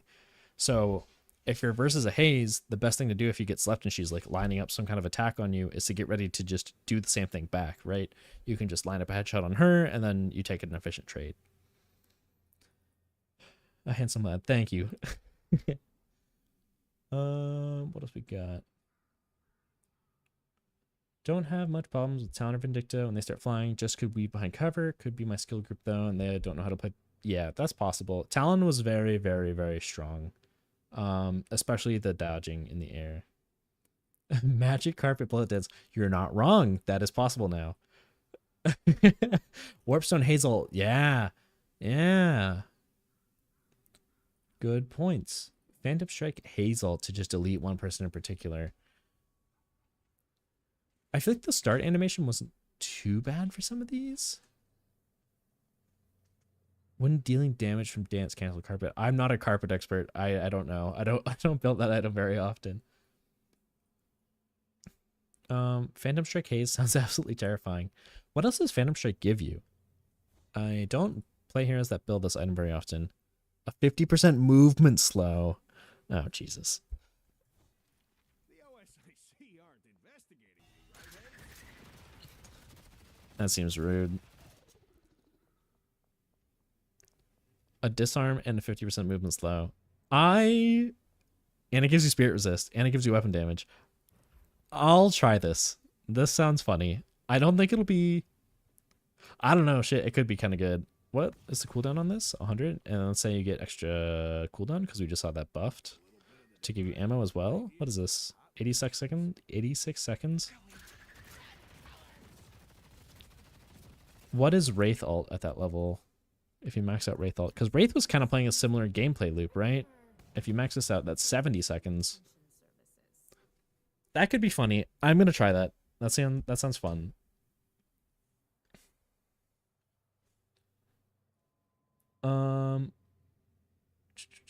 The beam. Yeah, true. Haze, melee, sleep dagger, and land. Pretty good. Rough it, tier 1, tier 2. That's true. Better to ult than phantom. Yeah, that's true. Yeah, and we were talking about how that synergizes, where you could... Yeah, and I probably pressed the buttons the wrong way, but ult then phantom strike to stop people from escaping. Right. Yeah. Can you phantom strike during the ult? I mean, yeah, I gotta actually show off the change. You're right. Change hero. Back to Haze. Buy our item again. You are gonna be the only one. That does seem pretty nice, because then you're getting the maximum uptime on it. And then, like, let's say you have this. This is pretty basic stuff to have. It does have, like, this weird lag time to it, which I'm not sure is amazing. But it is nice. I think it's one of these things where more you start, and then if you need to catch up to them, you can catch up to them. I think that's how it will be used. Yeah. That's pretty devious. That'll be pretty good, I think. That's very good. I'm gonna try that a lot. I'm glad you suggested that. That sounds fun. Okay, so in Furnace, a catalyst slow from 40 to 35%, 5% reduction. Hero very good. Not surprised to see this change. Afterburn buildup per bullet headshot reduced, but only by 2 and 1%. These are minor nerfs. I think Infernus deserves them. He's been a very strong laner, been a very strong carry late game. These are deserved. I don't think there was a lot of item changes that really brought him down. In fact, I would say the slowing hex nerf probably buffs this hero. But I don't know if anything else comes to mind. Left click it too. That's definitely a bug. There's no way that's in the game. If that's in the game, that's crazy. I doubt that will stay. Watcher's Covenant Fire Rate Spirit. Oh, what did we say? Watcher's Covenant Fire Rate Spirit scaling increased from 0.2 to 0.3. And then the Bullet Lifesteal Spirit scaling increased as well. So Spirit is going to help IVs tether more. Probably a buff across the board for the hero. Lash, Ground Strike can now be cast while on the zipline. So good for lower skill players to just use it. I think that makes sense that he should just be able to press 1 and it would work. But I think if you're playing Lash, you're probably doing some zipline tech anyway. And not directly coming off the zipline for it. Fixed interaction between Mirage's Tornado and Death Slam. Uh-oh. I'm sure that wasn't fun to come across. Ground Strike now pulls enemies to the ground with you, similar to Stone Form recently. Ground Strike. Oh. So can you Ground Strike through someone in the air and it gets them onto the ground? That's pretty cool. That's some high-tech stuff, and that would be pretty neat if that's how I'm reading it. I like that. Holy shit. I knew McGinnis was strong, but oh my god. What? Minotaur's health reduced from 20% max HP to 15. That's pretty fucking big. This is a big nerf. 20% less DPS and 5% less HP. That's pretty big. Well, I guess like 20% less HP, 25 fundamentally. And first main, I'm okay with those nerfs. I agree. I think it's pretty fair. Yeah, I'd agree. Magic Carpet cancels as soon as you deal damage to anyone. Gotcha. I think it's intended because fire rate increased during the dance. Fire rate affects the rate at which you attack in the dance. if they're leaving the left clicking in the game, I'm so down for it. I think it'll be very, very, very strong if that's intended. Isn't it weird Phantom Strike is green? Fair enough. Yeah, it could be a purple item or something. Yeah, attack item. I see your point. Make nervous. Thank God, man. Jumping on against solo, she would drop like 4 turrets immediately and become unkillable because you take so much damage. Yeah. Yeah. These are brutal nerfs. Okay, Mirage bullet size reduced, so harder to hit shots as Mirage now. I think that literally means the bullet size or the hit box of the bullet itself. Tornado speed reduced from 20 meters to 18 meters. Okay, so it's harder for him to escape with it as well. Lift duration down by 0.1 second, which if you're getting an Echo Shard, that is 0.2 seconds. Fire Scarabs tier 2 reduced from 15 bullet resist to 10. And I think this is kind of a crazy part about this hero is that he'd reduce your bullet resist so much, so reducing that further is pretty good. I know Mirage is pretty strong. I think he ate some nerfs in the last patch, like the micro patch that we had before. So I'm curious to see how this would play out. I think people were putting Mirage at a very valued hero, like S tier type of deal. So I'm not sure if these are enough. I don't know how much this bullet size reduction will matter. Yeah, but this 5% is pretty big too. They left clicking during Hazel seems to be visual. Oh, gotcha. Nice. Bullet velocity increased from 411 to 525. Fair enough. Time Wall no longer has charges. Whoa. No longer deals. Okay, what the fuck? That's hero. This is another hero that they just cannot figure out what they want to do with. Okay, so Paradox walls were getting very annoying when there was multiple walls down. Like, one thing that you can do to counterplay a wall is if there is a Paradox wall down, like let's assume this is the plane that the wall comes down at, and there's a Paradox on the other side. The Paradox is the trash on the other side, right? Get it? What you would do is you would go parallel to the wall, and then if she went through the wall, you could just shoot on either side, and she couldn't really use the wall as a defense anymore. But then when there was a second wall at another angle, it became an impenetrable wall. You couldn't shoot either way. You couldn't position yourself to get around it. So that was making the hero feel really annoying to fight against as these like bullet-based heroes. Interesting. I guess we'll see where it goes in the patch note. They reduced the wall cooldown. That's fine. I think that's good. I'm surprised they got rid of this. The 10% max health damage. I feel like that was fine. Oh, then give it back. Okay, never mind. Not gonna read into it. And is that doubling up on the tier 2? Was the tier 2 like an extra charge or something in the past? Not a Paradox main. And then Carbine, max damage amp increased from 85 to 100. I like this. I think Carbine's a high skill shot to hit, and I like to see it do more damage. I'm okay with that. It is annoying coming from the other side of the world where Carbine used to just be insane and you would get one shot by it. This will feel bad for a little bit, but I think it's fine compared to the like wall spam. I'd rather have one shot Carbine instead of wall spam. Swap time to complete the swap reduced from 0.5 to 1.5 to point. Oh, wow. Okay, so it's a lot faster now. You're not going to see these slow long range swaps. You're going to see very quick, concise ones.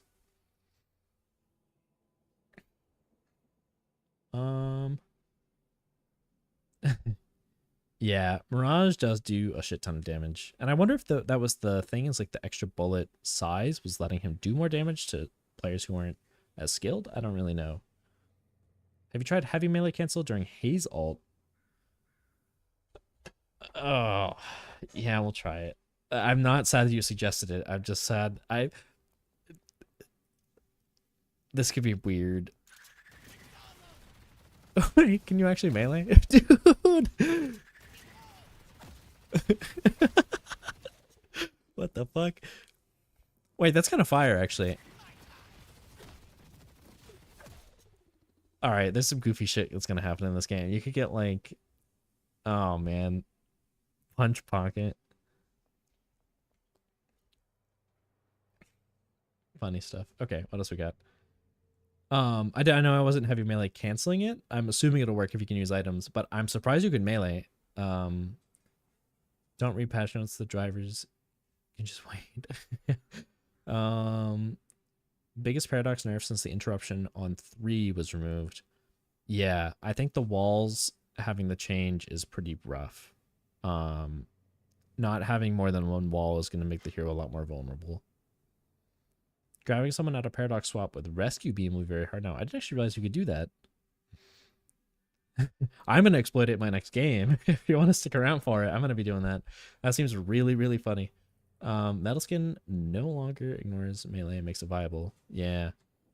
What happens if you get parried? I'm sure it just stuns you out. But I don't think anyone's going to be parrying a Haze ult. I think it's going to be very surprising. My problems with the wall changes are 1, without damage in the laning phase, there's nothing stopping enemies from just walking past it. Agreed. But I think that's okay to have it so it doesn't do damage in laning phase, because I think that I mean, as someone who lanes into Paradox but not laning as Paradox, I think if you're walling in a location where they can walk through it, I think that should be punished. I think it's okay to leave it at a range where you want to take efficient trades. Yeah. Paradox will never use the wall outside of their ult because then they risk not getting a silence during swap. True. I haven't thought about how the silence is going to play into it. That is going to feel pretty bad. The swap duration means you can't lock people down and your grenade is long anymore. Yeah. This pretty big paradox nerfs. I don't know. I don't feel like any items made up for it either. Maybe the soul rebirth being removed is going to make this pick that Paradox gets more viable, more like maybe she really is supposed to be like a one and done like initiator where you just trade a hero immediately and then that's that. But I don't know. This does feel bad as a Paradox player, or like if you play Paradox, this is going to feel like shit. Okay, barrage spirit scaling from 0.4 to 0.5. Cool. Light melee damage increased from 63 to 75.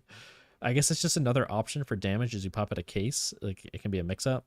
I don't know. I don't think a lot of other heroes have a lot of scaling like this. Base bullet damage on Vindicta reduced from 15 to 13. Okay. Oh, here they go. So less base bullet damage early, same later, as we've seen on other heroes like Talon. Stake duration increased from 175 to 2. Fair enough. Nerf the laning phase in one way, buff it in another. I'm okay with that. Flight tier 2 reduced from 8 seconds to 6 seconds of flight. What is it total now? I'm just looking. I know you guys can't see. So you can get a flight of 18 seconds total. What used to be 20. It starts at 12. That's pretty rough. I think that flight reduction is gonna feel pretty bad. But I think this is a hero that like you should have to selectively choose when you're gonna jump up and fly. I think having the permaflight didn't feel good. I think letting it be a selective, avoidable timing and window that you can engage a Vindicta or disengage, I think is a good thing to have to be counterplay instead of just like knockdown and stuff like that. Crow familiar tick rate changed from every 0.5 to every 1 second. So does that mean they've halved the tick rate for Crow? Is that what I'm reading? Or is it just the tick rate? Is the DPS going to be the same but the tick rate is halved? Swap duration means you can't lock people down in your grenade. Yeah. Majestic leap into bullet dance. No melee animation during the ult make it hard to parry anyway. Yeah, you're right. Wouldn't be surprised if Mo and Krill became the lead anti-carry over Paradox since they fulfill the same shutdown role. Agreed. Boon is level. When you get the let's see, I'll show in game. Shit. What's the way to put it?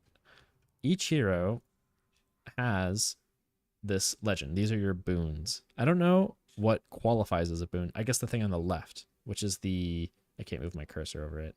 Like the heart and weapon, that is a boon. So can you scroll up and down? No. Power increase. Yeah. So these power increase markers that you get for each increment in net worth are your boons.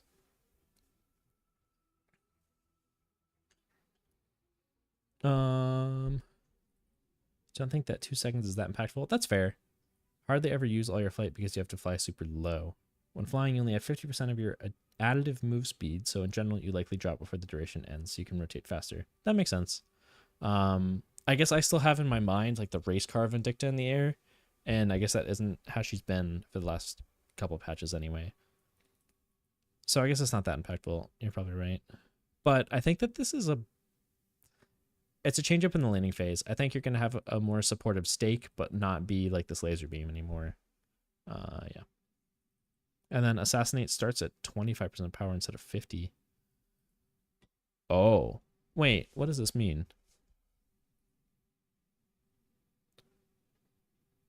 What does this mean? Is this the bonus damage? Less than 50%? No. Is that just like when you level it up, it gives you X amount of a charge, 25% of a charge instead of half a charge?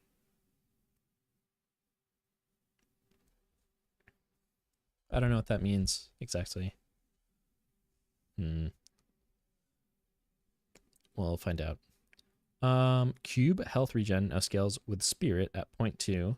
That's good. I feel like Cube, although a very, very, very, very good spell, I think having some kind of scaling is nice in any capacity. So that's good. And then I'm getting DM'd. Not important. Goo Ball down dash ability moved from tier 3 to base ability. I didn't know about this down dash stuff. Not a viscous guy, but I think giving anything from a tier 3 to a base ability is a huge buff. So any kind of utility that this had from leveling it up on the base is going to be strong.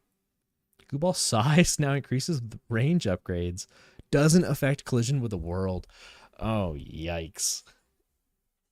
It fixed some hit detection issues with the Goo Ball. So, okay. Range upgrades. We're testing this. Little circle filling up. Gotcha. Basically, you have to wait for that circle to fill and your ult to get the full damage if you snipe before it finishes. Gotcha. Cool. Now, when you instant ult as Vindicta, you don't let it charge the full. It'll only do 25% power. Gotcha. Gotcha. Cool. Very good changes. I like that.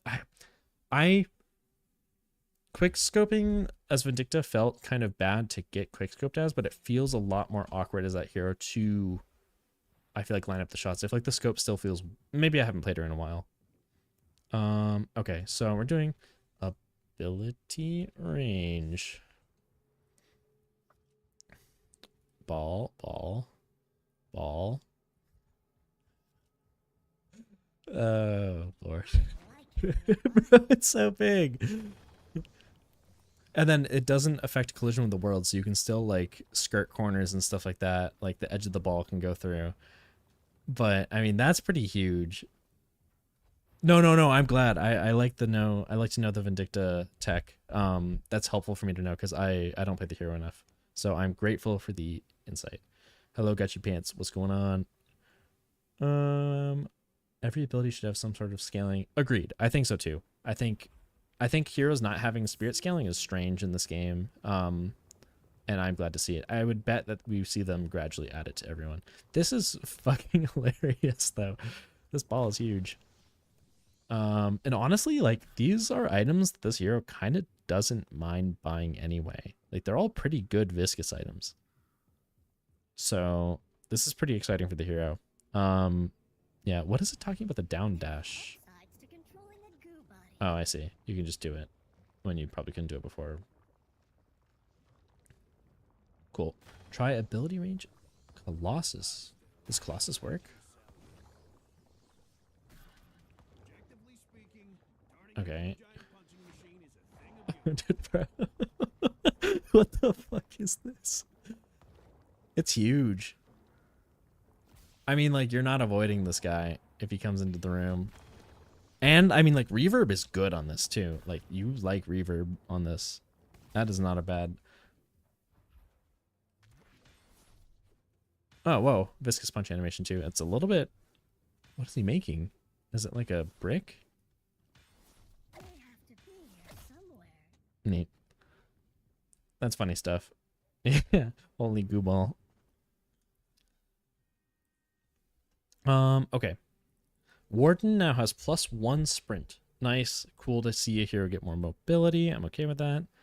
Bullet velocity increased from 213 to 290. That's huge because this is a hero that struggled with bullet velocity. Like the weird slugs were kind of annoying. You'd get extra velocity. I forget what the item name is. High velocity rounds anyway. This is nice because that is high velocity rounds built in now. Last stand goes on cooldown if you. Oh, excuse me. Last stand now goes on cooldown if you die or ability is interrupted while cast.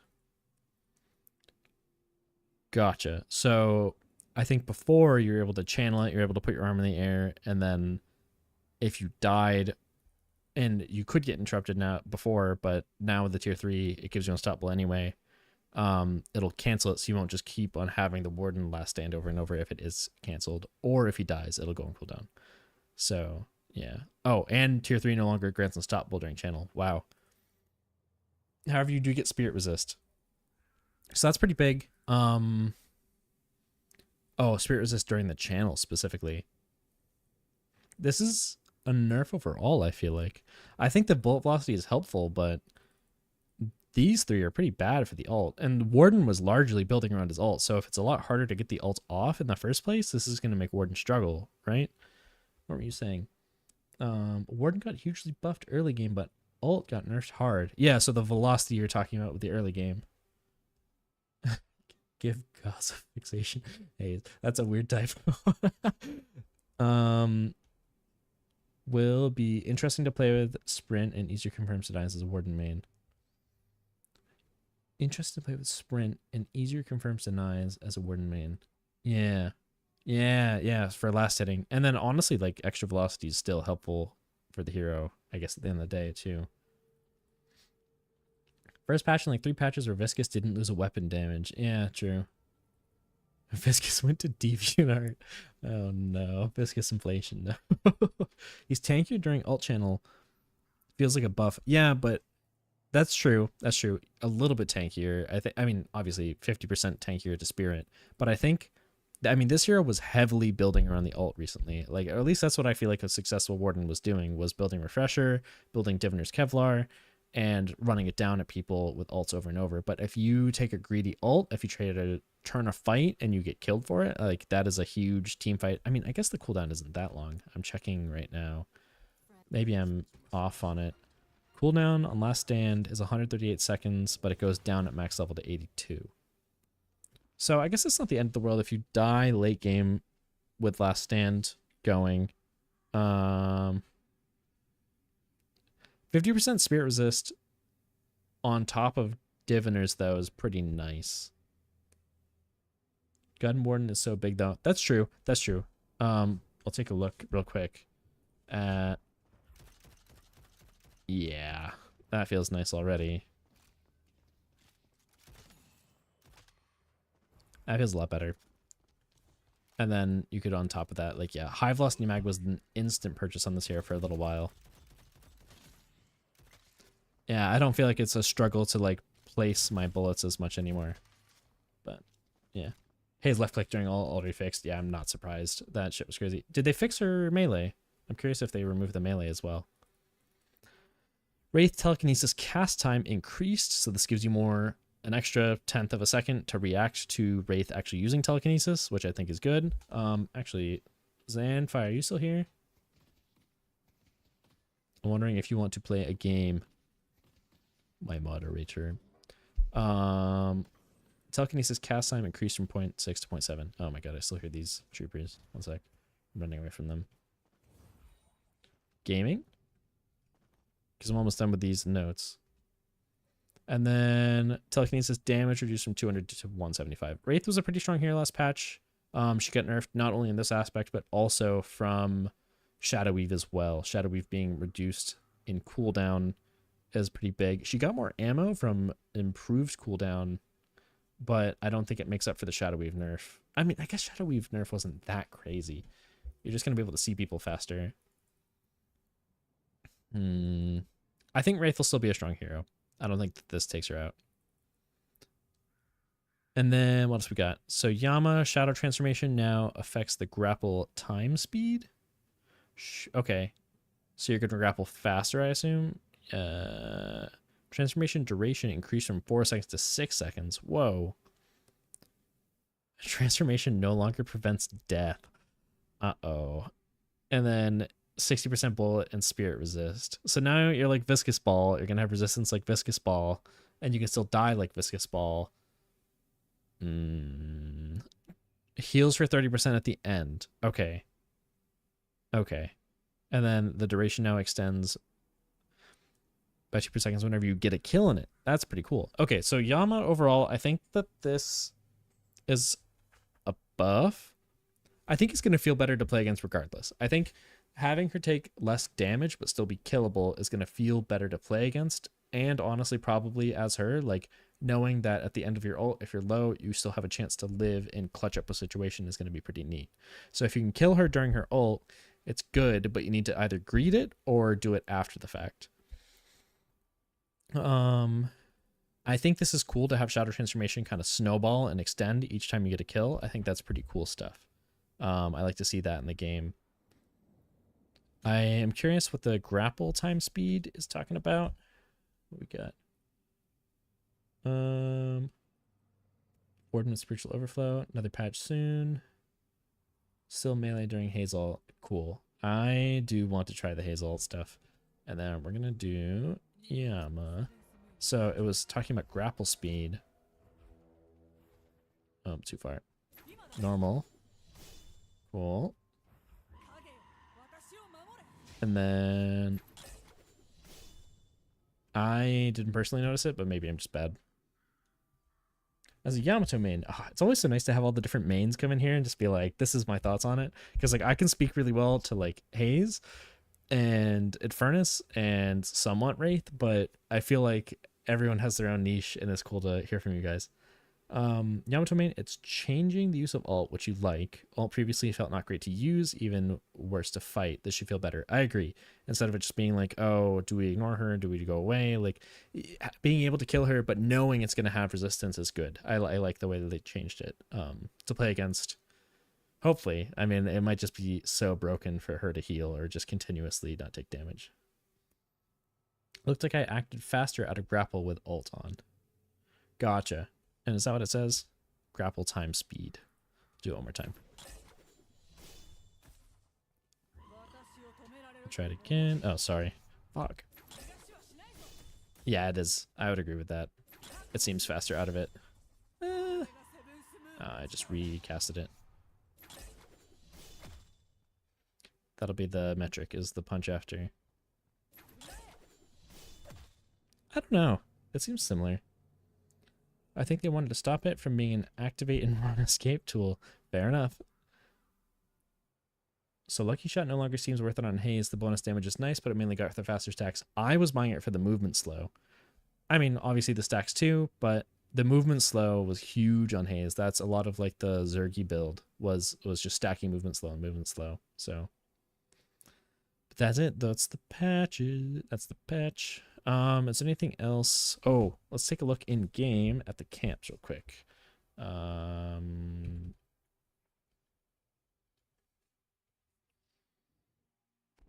Oh, I see.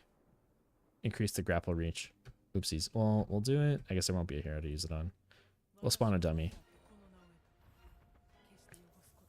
Oh, this would actually be useful to have the map on, huh? It would be.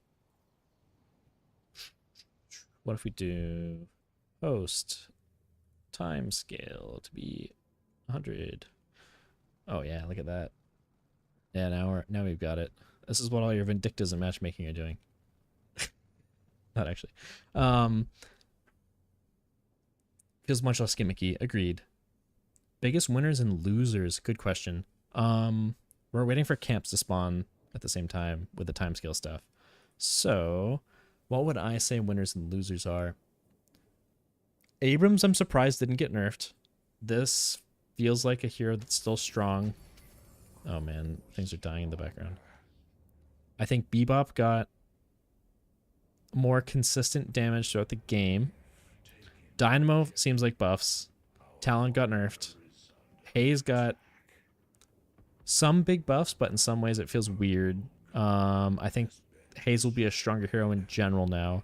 I think anyone who was vulnerable to slowing hex is going to have a much better time, and people who are building slowing hex are going to have a worse time, depending on the hero as well. Like if they wanted, dude, the announcer is yapping. Furnace small nerfs, Ivy buffs, Lash. I feel like I couldn't get a judgment on his items. I know some people building Siphon bolts and Siphon got buffed after the nerf, but I don't know if that was essential. McGinnis, this is huge nerfs. Mirage got small nerfs across the board. Paradox, I don't know what Paradox does anymore without the walls. The hero seems like a pick hero. I don't really know what to make of her at this point. This hero feels really awkward now.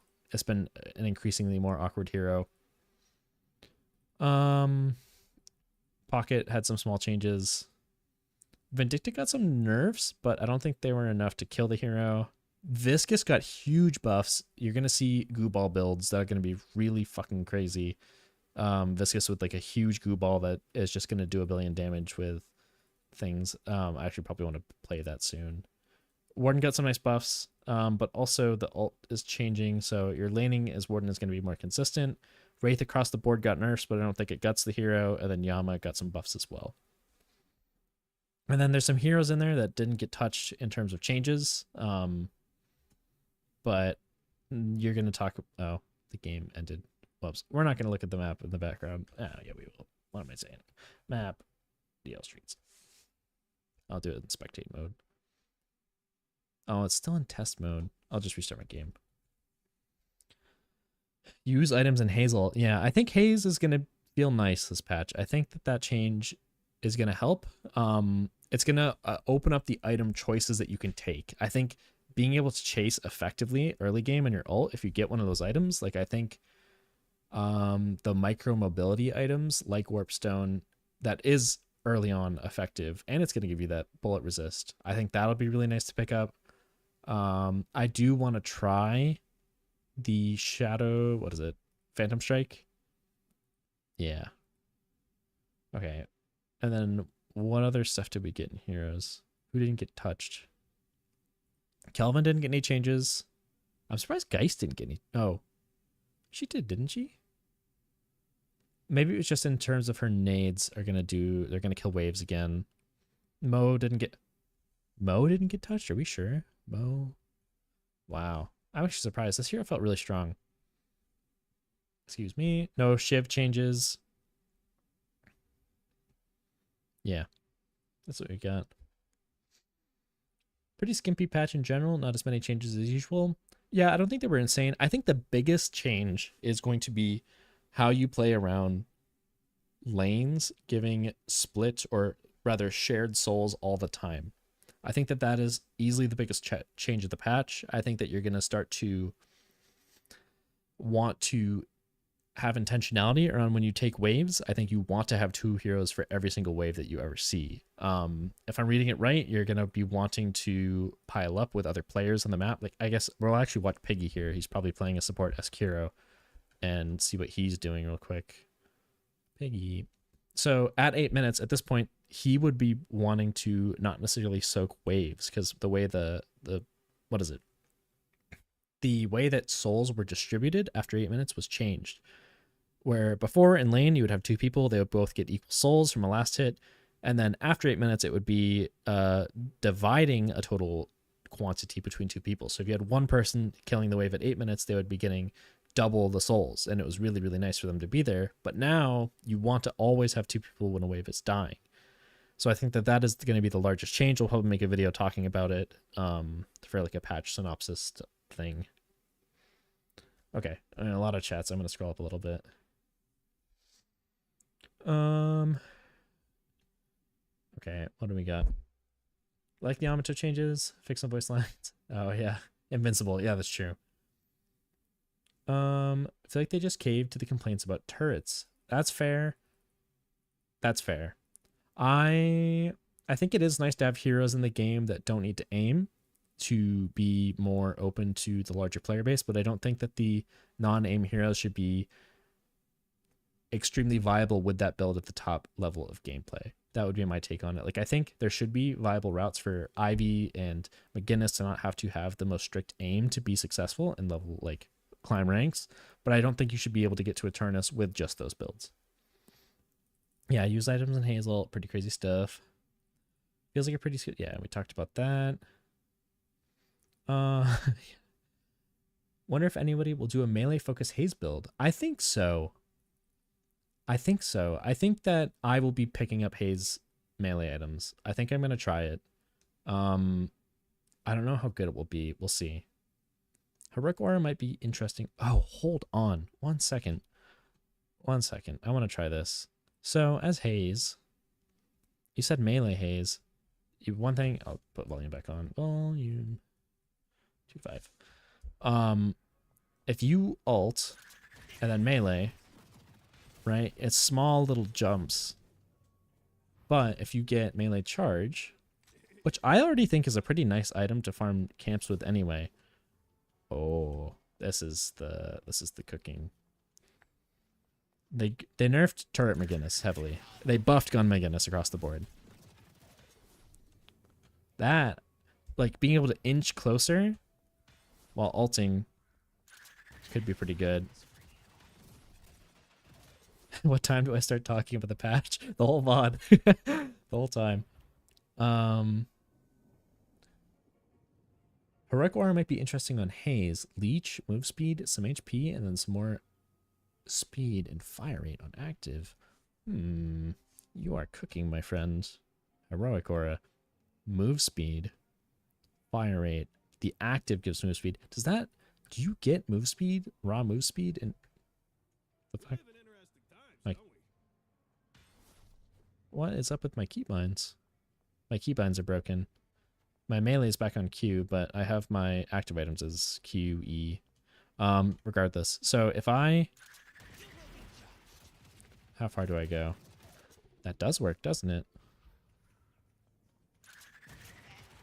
No, it doesn't. You don't get the extra move speed in Hazel. Does heavy meleeing over and over even really do anything? Not really. Maybe I'm not cooking. Hero Labs changes? I'm sure there are some. Actually, I don't know if they're on a schedule for Hero Lab stuff. I'm scrolling up again a little bit. Heroic Aura. Leech, move speed, some HP. Keeping all the souls is such a huge change. Yeah, it's massive. It's only between 2. Yeah, so 3 people it'll still share, but it'll be shared between 3 equally if there are 3 people. Souls on hero kills. Yeah, heroes are going to be worth it to kill even more. They're going to be more worth it at all stages in the game, and I think that's going to make up for the reduction in lane trooper value. This stuff gets turned off. How so? See the bug with Haze, ulti, and hook, where it snaps you out of the animation, but it doesn't cancel, and you can... I did not see that.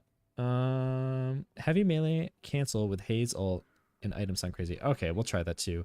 Fleetfoot could be an okay item on this hero. I never have been buying it. I like slide distance on this hero. I think that's a really, really good stat to have. It doesn't buff you in the ult, but if you... Oops. I'm not a heavy melee canceller, honestly. I don't do it enough. I don't play enough heroes where it's super useful. Yeah, it could be pretty nice, actually.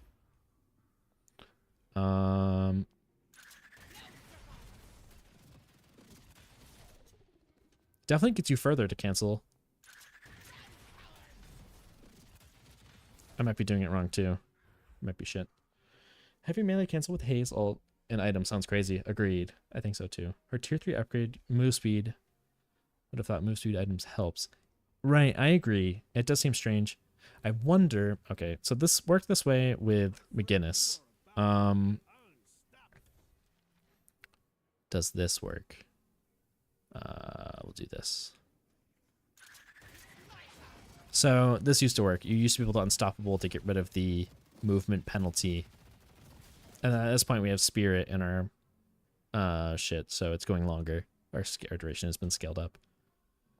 But you used to be able to unstoppable to get rid of the negative effect of ult. Also, we haven't leveled it out. Neat that that immediately helps it. Yeah, it doesn't seem to help. I mean, you're moving around at this rate, but... Her tier 3 gives movement speed. I would have thought move from seed helps. Yeah. Reddit. To heavy melee cancel, you have to use an item like Fleet Foot when you start gaining momentum with the heavy melee, but before it drops you back to 0. Yeah. I know how to heavy melee, I'm just out of practice with it. Or how to cancel it. I think I fucked it up again. I could see that being pretty good to get Fleet Foot and melee charged.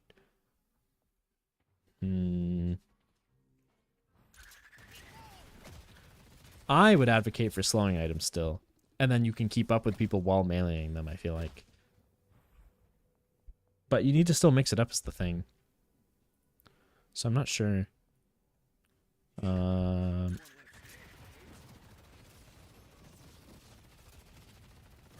carpet works. You're still slow while carpeting though is the thing. Oh, that's unfortunate. That could have been funny.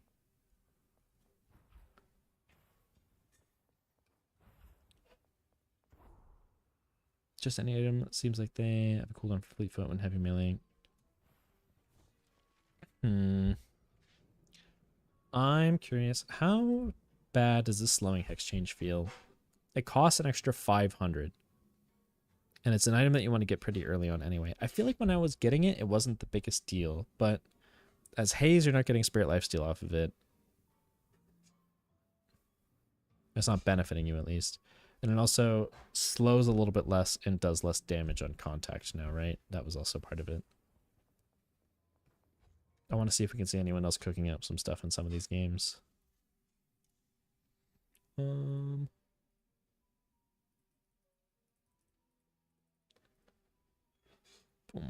Okay. We were looking at Piggy. I wonder if we can see Piggy moving around the map like we talked about. Also, what is Haze building? Same things. I want to see experimenting. I mean, we're going to see restorative shot. Is this across the board restorative shots? Restorative shot. I would expect restorative shot across the board. Not across the board, but pretty heavily invested into. And I would say we saw that. Yeah, it seems like a really good item. What is Piggy doing? Warden benefits from Spirit Lifesteal with ult and Hex as a... Yeah. That's a huge Warden buff. I agree. Does Warden get limited on green slots?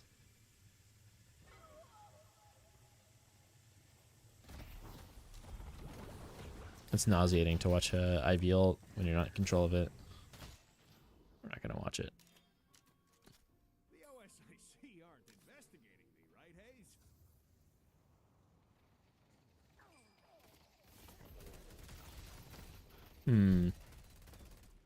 I wonder if I should play a game. I'm going to get up for 1 second.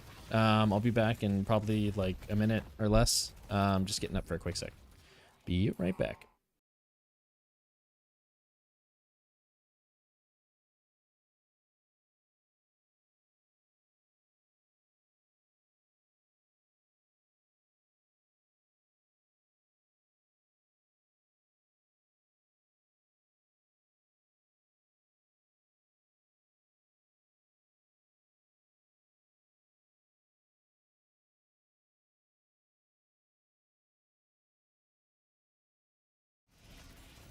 Okay, I'm back. Thanks for waiting, guys. I might play a ranked game. I'm thinking of it, but if I play ranked, I can't. I can't. Oh, let's see the Viscous. Is he doing it? Yeah, he's building the items. Like, what is going on? Am I playing a ranked game? I'll probably want to play ranked on stream. I can't lock in when I play on stream because I try to talk at the same time, and it usually doesn't go well. Cat, yeah. I hope you like the cat placeholder, like, please wait. I added them on Twitch, the emotes. Those are my 3 emotes, my 3 cats. Go give a follow on Twitch if you're not already. It'd be much appreciated. So many people like tune in on YouTube because it's already got the in on it, but the Twitch following needs to grow. I'm gonna fiddle around with Haze builds.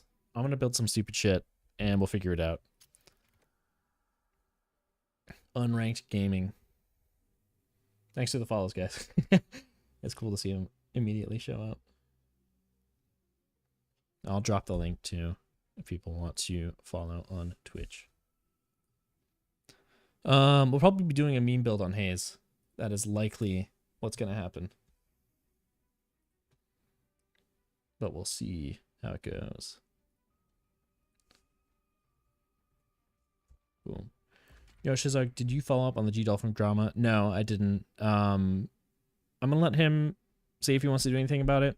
It's not really my drama at the end of the day. It's just something I wanted to bring light to. So if you want to ask people about it, I would say probably talk in Listix chat about it. It doesn't directly affect me necessarily, but yeah, I think it is not great for the community for that to be the standard. So I wanted to talk about it. Been very buggy for you tonight. Hold off a day or so on ranked. Fair enough.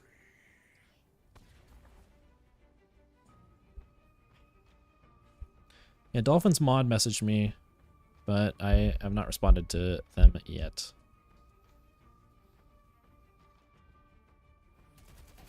Oh, here I go. Oh, saved. Thank you. I didn't look at my lane matchups because I'm yapping.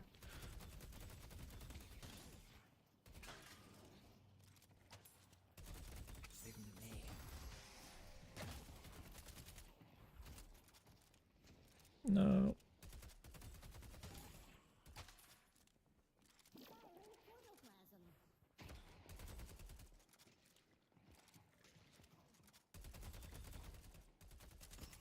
Abrams did not like those headshots.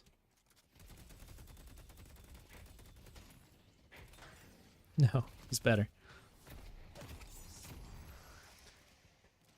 I think there's always matchmaking bugs on big patches too. Not saying I think that these guys are bad or anything. I just feel like the way he was standing there made me think of it.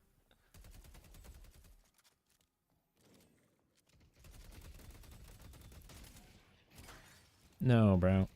Can't last it.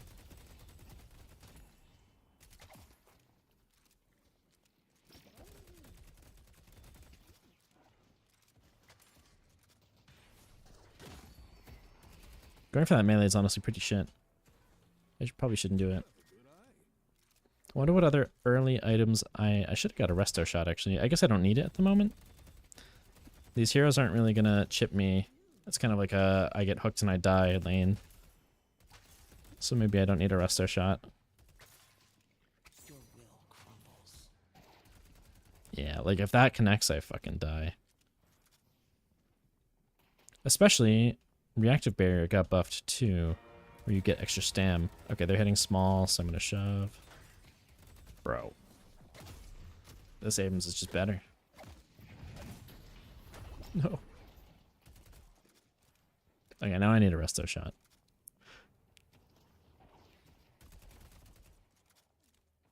I'll buy it. Let's test it. I'm a playtester. What can I say?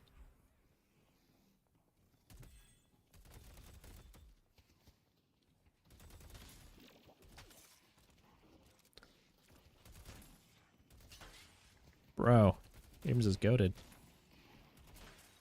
If I didn't, what's it called? Read the patch notes, I'd be wondering if they undid some of the changes to last hitting. I'll play it. Sleep.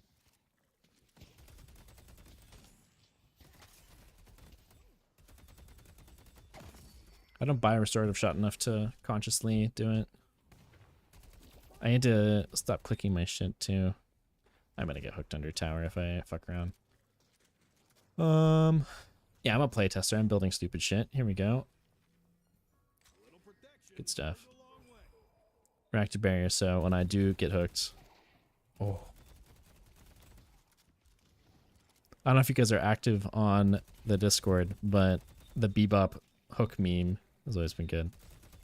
With the gif of his fucking hand. Bro, I swear. These are last hits I got on last patch. This is a shit melee. I actually shouldn't have done that, I don't think. Damn.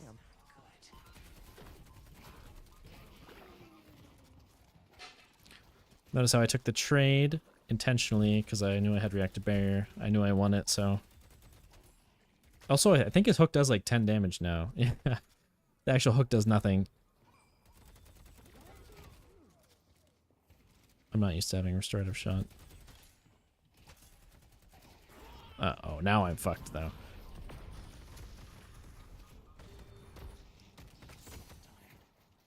Oh. I stuck around too long.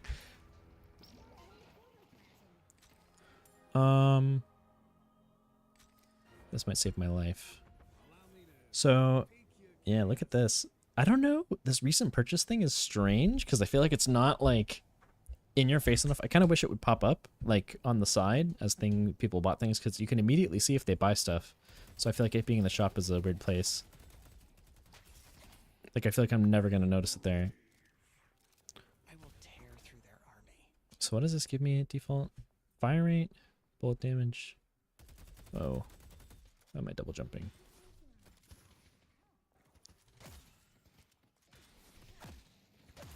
Bedtime for you.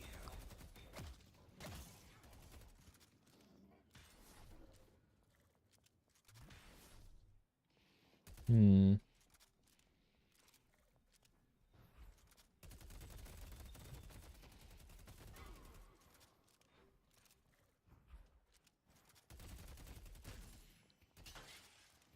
I swear these are hit like he overthought that.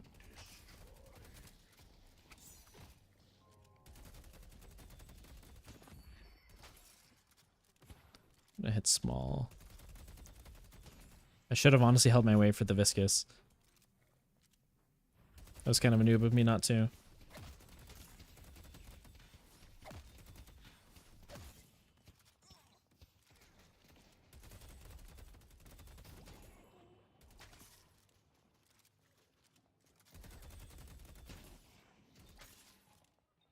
Quick skills 2 times the spirit? Yeah, I wonder how much it'll do to like game. You know, I'm turning up my volume. Let me know if it is too loud for you guys. Oops. This is normally what I play with it at, but I record with it lower typically. I feel like I was like dissociating. What did they do to last hitting? So they didn't change anything about last hitting. I just feel like it feels different. It's a totally mental thing. Okay, Viscous isn't here, but I don't really want to sit around like that. Abrams is missing. Yamato's missing. Infernus is missing. Uh-oh. I didn't call him missing for Buddy. He's not happy about it. Better now? Good. Okay, cool. This is what I normally play at. It was just like reading notes and stuff and like the troopers were hitting each other and stuff.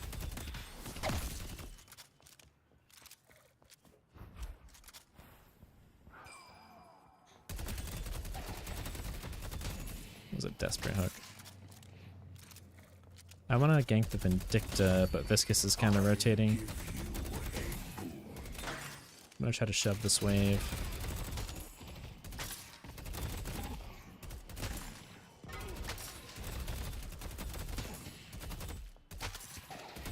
Uh-oh. Bro, Aaron is right is a crazy fucking name on Steam. I'm coming to Vindicta right now. I don't have a sleep. I see the enemy. I see Vindicta.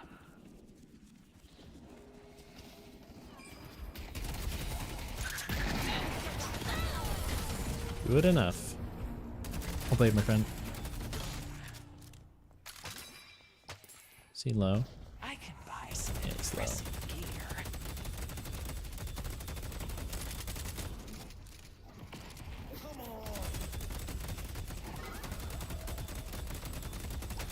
Bebop is missing.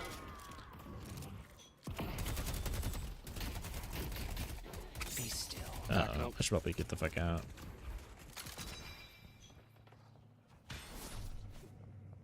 Still a camp for me to finish, right? No, I finished it. Okay. Amnesia. We live in interesting times, don't we? Do I want a slowing hex, man? I don't really want one. I'm building stupid shit. I'm a playtester. For real now.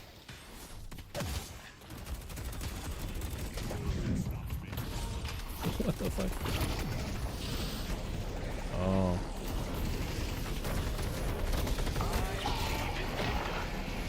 Probably should have left the cube earlier.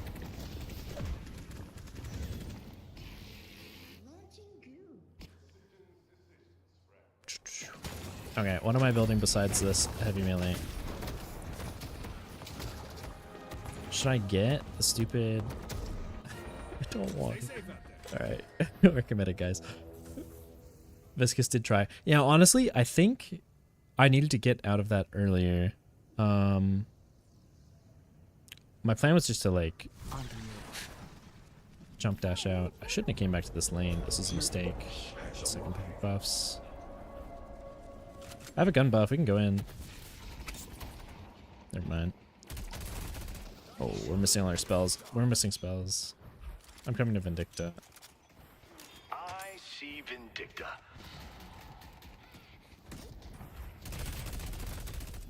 Slowing hex would have been nice right now.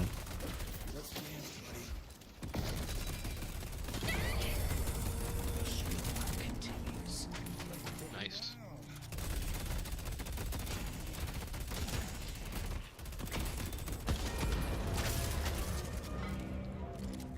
Did you read which one? Bebop Oh, that ult counts as and my ult, sandbox 411 damage What's for on a hook late cooldown, I game. mean? Damn. That sucks.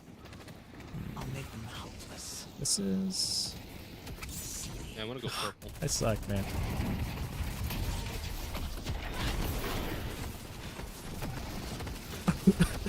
Feeling better already. This build is whack.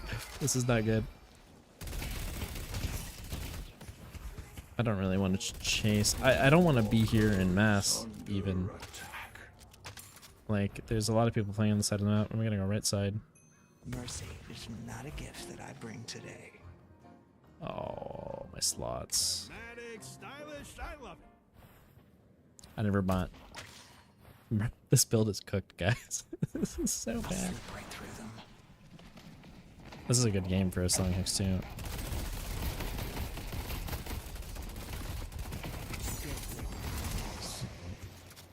You know me?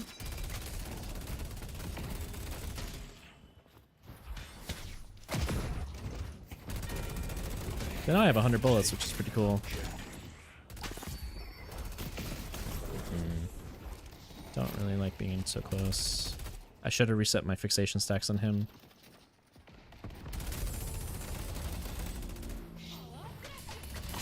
Going yellow. Let's get this Vindicta, Paradox.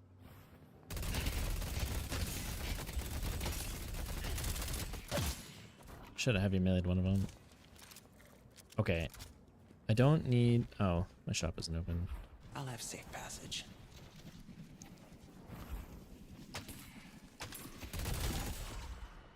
Oh my god. It's a bird. I'm so hurt I can't go in.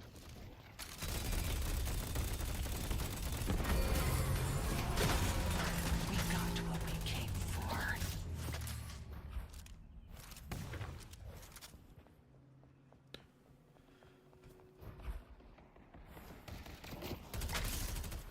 That still gives a lot of souls. Oh, thank you. Still giving the full value? The denial?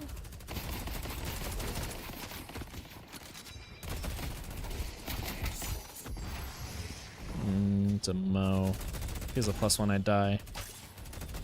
Oh, we already got underground too.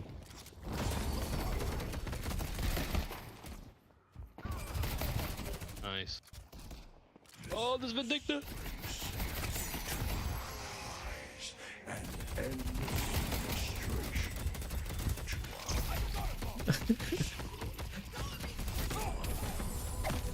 Good enough. Surprised he didn't ult earlier. Played 3 games, all of them steamrolled or got steamrolled. It be like that sometimes. Do be like that. This is a risky ass split push. I should not be doing this. Moving into position. Yeah, here's Yama. She did not want me there. Should have took a camp on my way out, but very snowbally. They did just play with the, what's it called? The kill bounties. Oh, this is gone. Fuck. Oh my, I'm that's farming Bebop. large.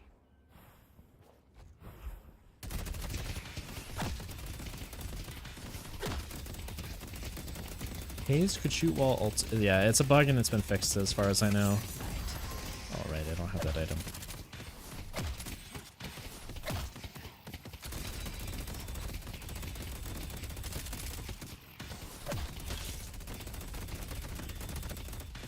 Gotta go get purple in a sec. I should actually just go to it now.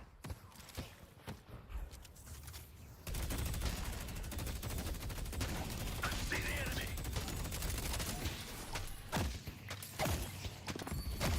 Let the ley lines call. Oh my.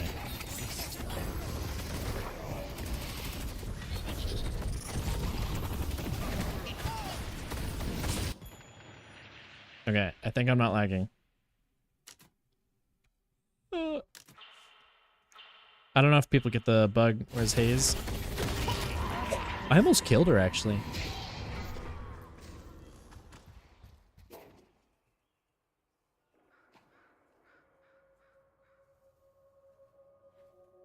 I actually felt better than normal. They did talk about caching shaders, which is possibly what it was. I don't know if anyone else has got that bug before in the past. You press 4 as Haze, and then your game stops forever. I want this. I want this. I'm not leaning into the slowing stuff right now, but I think I should a little bit more. Or I save and I buy, what's it called? I also just fed my soul ball, which is pretty fucking shit. Wait for the precompiled shaders? Yeah, I did. I thought it would have fixed that.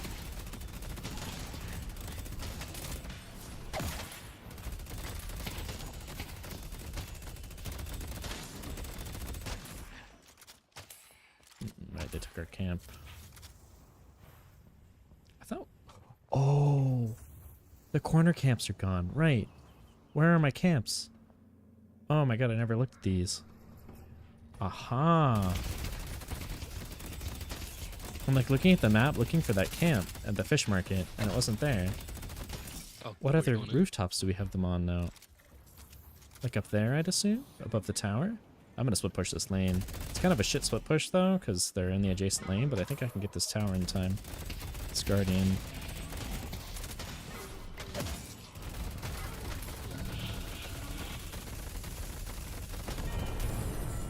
I do feel like I'm doing less damage at 16 minutes. That was noticeable. Going melee charge? Yeah, because now you can ult while bullet dancing. So I figured I'd give it a try. See me? Or you can, while bullet dancing... Oh my. There's a Mo coming through here, Paradox.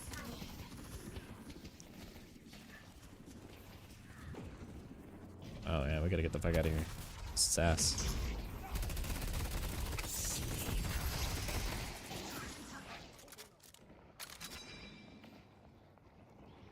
Oh, he's chasing? Really?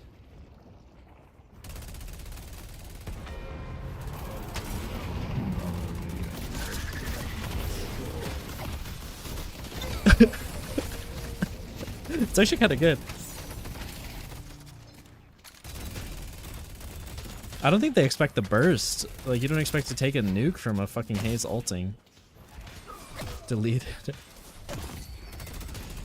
Deleted indeed. This is a Guardian. Go where I wish. So this Walker? Yeah. You can't run from fate. Hold on, Dimpy. I'm gonna push up green. Not having QSR feels weird. Uh-oh. I'm gonna fucking die. Oh. My aim. Common Haze. I'll take it. You can kill her in this now. Why the fuck are you melee during ult? That's a good question. New Haze buff. Okay, now we're cooking. Now we're cooking, guys. No, not this. What am I doing? My Q is bugged. Do Do I need to rebind it? Also, I just have this constant like audio mute symbol. Item 1, Q. Melee.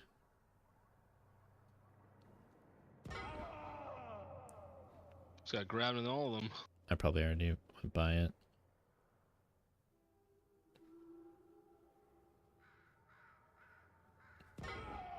Streamer's blind. Oh, I saw it just as I clicked off of it.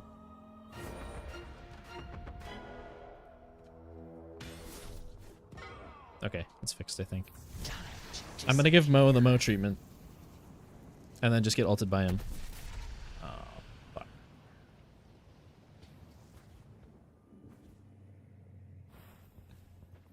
Maybe I'm not gonna give Mo the Mo treatment. I'm just gonna go over here where there's no farm and there's nothing to do. Because I'm bad.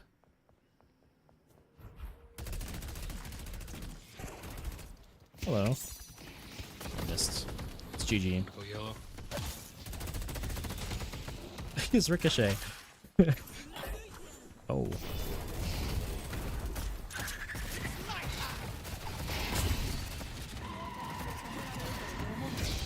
No, it ended. I'm fucked. Damn. Was not worth it, guys. Do need this item. And I still want to go back for my QSR. Kill bounties log respawns earlier. Mid buff stronger. Sharing souls. You think it's more souls because of it? Possibly. I haven't been putting any consciousness into my double waves or not right now, but I think that is a really big part of the patch. Stalling feels super rough. Excuse me.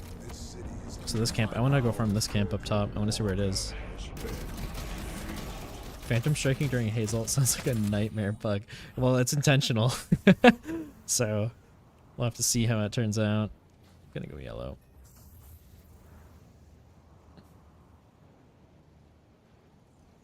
Yeah, I got that green walker. I don't need the green walker. However, it would be nice for it. I think going a ult build in this game feels pretty bad without unstoppable. So I'm kind of griefing myself by doing that. They have a lot of cancels for me. Like a lot of cancels. Oh, he's running? He just had a ball, I think. I'm gonna hit this large camp. Haze ult, Phantom Strike, Vindicta Talon to bring them down. Yeah. Yeah, I think it's item... Yeah, I guess I just need to find Vindicta with it. True, I can cancel her flight. I forgot about that.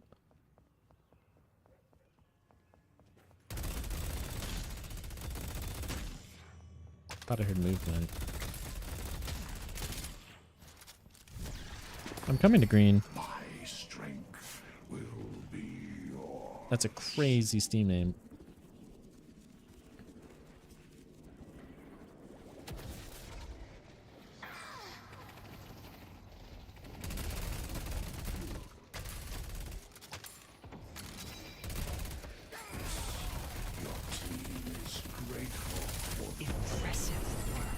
We can mid.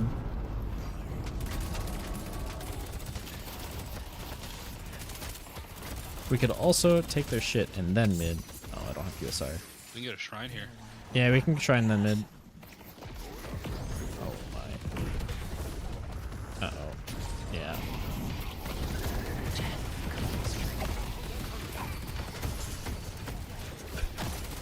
This is so awkward. I gotta get the fuck out of here.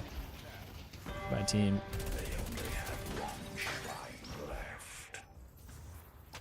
I left. I'm 300 HP. I'm gonna go defend Let's get yellow. out of here. Their patron is exposed. Yeah, I need to...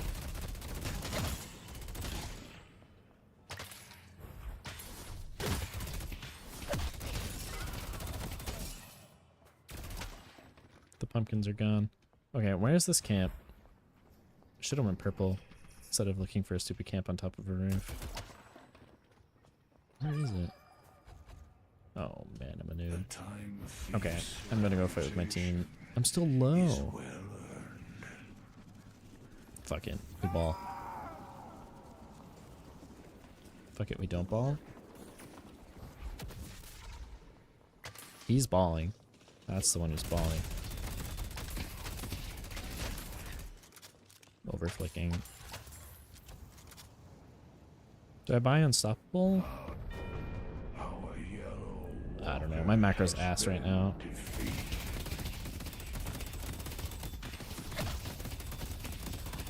Abram's gone.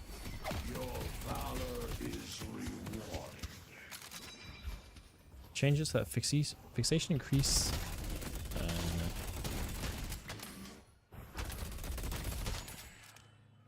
Base weapon damage instead of bullet damage. That would be sick. That would be pretty cool. Rain down on them. Oh, I should have took this. The max dagger.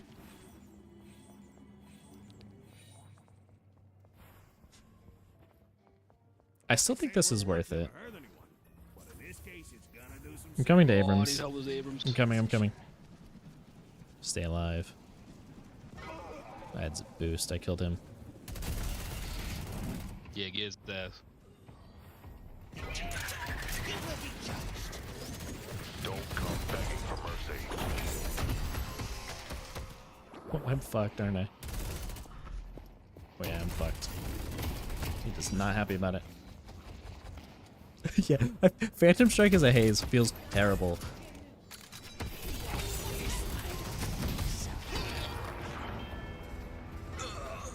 Okay, the ult combo seems funny. I don't think it's as good as I thought. I think this is also a really tough game not to have Unstoppable in. I think if I have Unstoppable instead of Phantom Strike, it's a lot easier. This could have been good earlier though. 30% bullet resist with a teleport. I'm also not using this versus my Vindicta.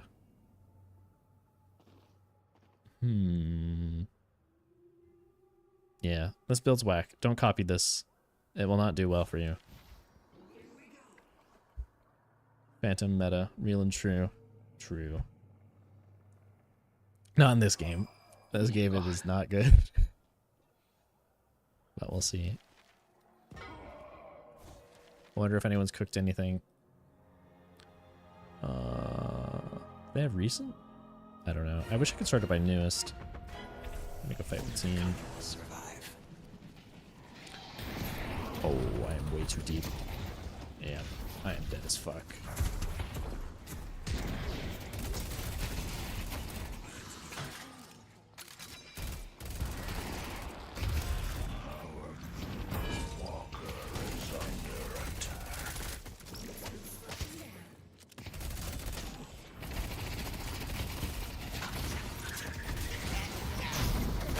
What the fuck am I doing? No one's taking me down. Not my finest performance, guys, not gonna lie.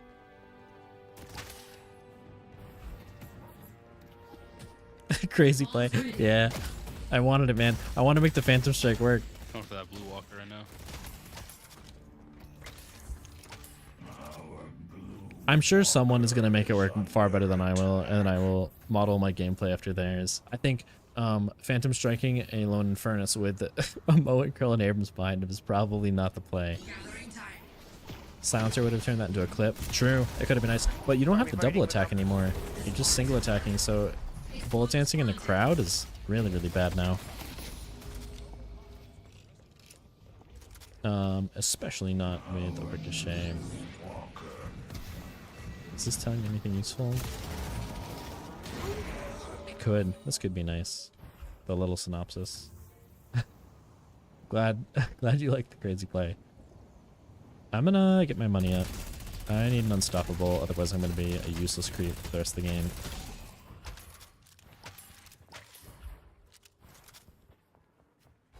I'll slip right through them.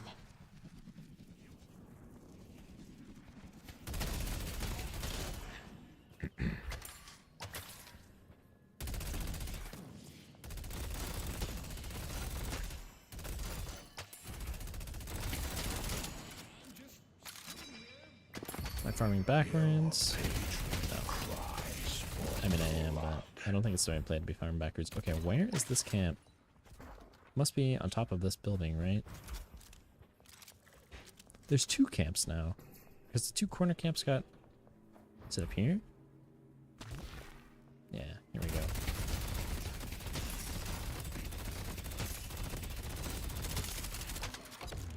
Oopsies.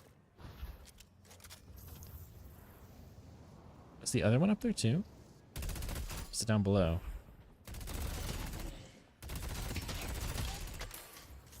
Oh, I want this wave.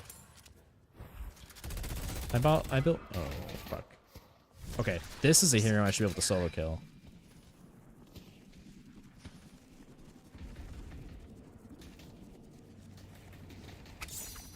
Well, if I do that,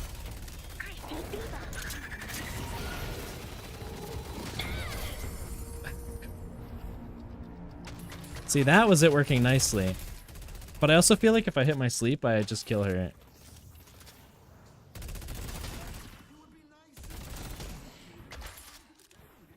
Okay, team's fighting. Am I showing up? I have 6,000 souls I can buy and turn it into a fight. I'm coming to fight on blue. I still need a buff.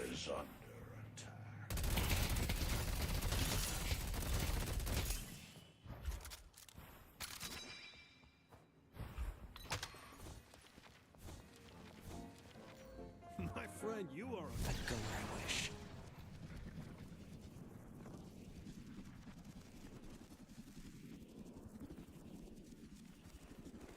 The spirit Where the herd fuck is are these waiting to be heroes? claimed.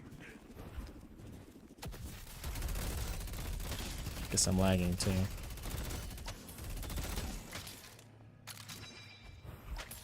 Should be Superman now. Shadows embrace me. I'm coming to green. Oh, tagged me on accident. Is he up? Sweet dreams. Pretty bad at landing my daggers. There's not yellow right now. Headed to purple. No one will bar my path.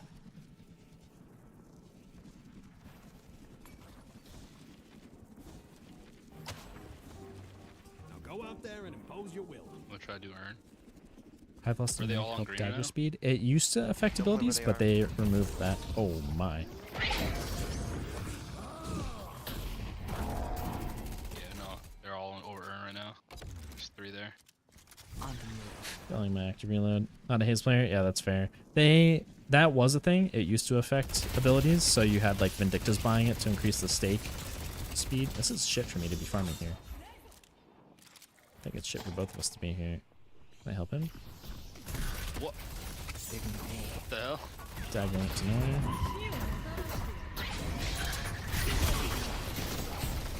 Well, I'm fucking dead.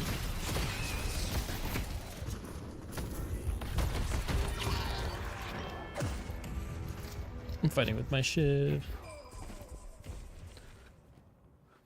I didn't press the melee button while ulting. That was probably the problem there. Certainly.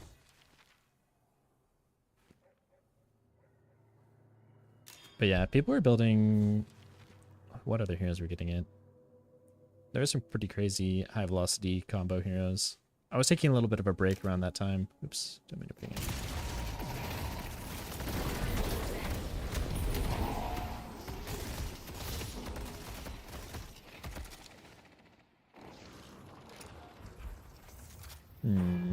This guy has the bullet, the lucky shot. They increased something about paradox. I think the fire, not rate, but the bullet speed, right? They increased paradox's bullet speed?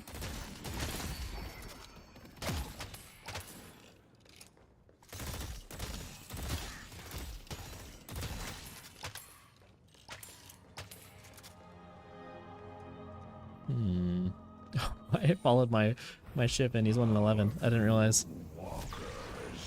I'm coming to fight for blue.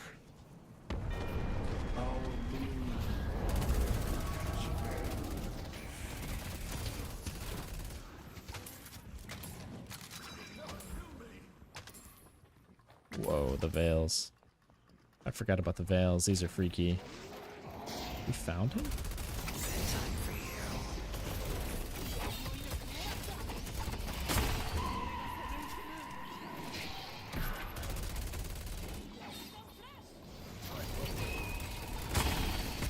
Bro, this hero seems strong. Y'all keep him busy, alright? He's doing the urn.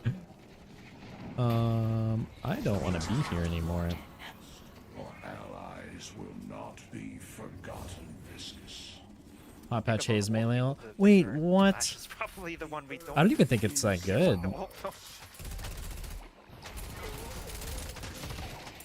Oh. My poor Viscous, man. Oh. Well, that's lucky. She's in here? Okay, don't go out the left way. The Yamato is trapped. Don't go out the left way. She's in like the little door. Alright. I've abducted Yamato.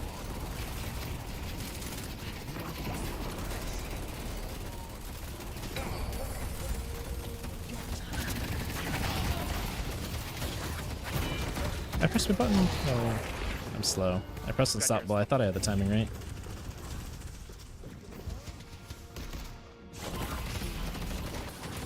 Oh, I'm glad I got to try the Haze melee and all.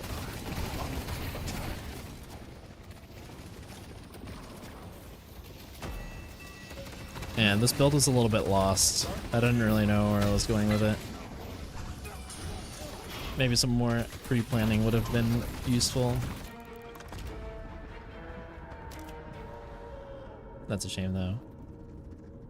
I'm gonna restart my game. Actually, we'll take a look at the end stats.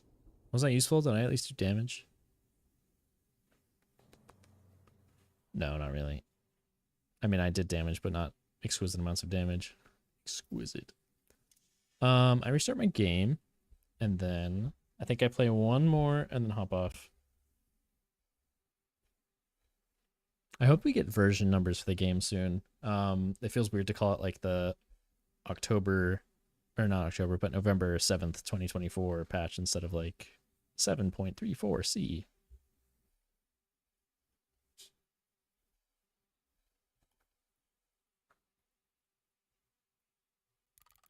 Alright. My game gonna get added to OBS. OBS, hello.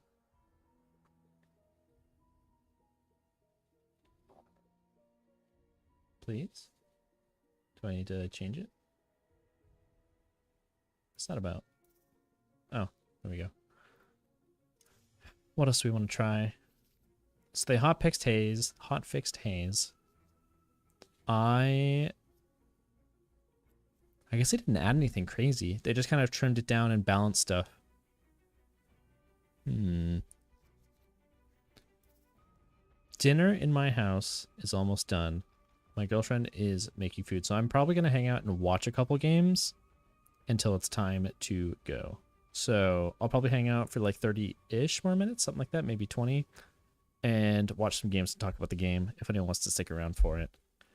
I think that is my plan for right now.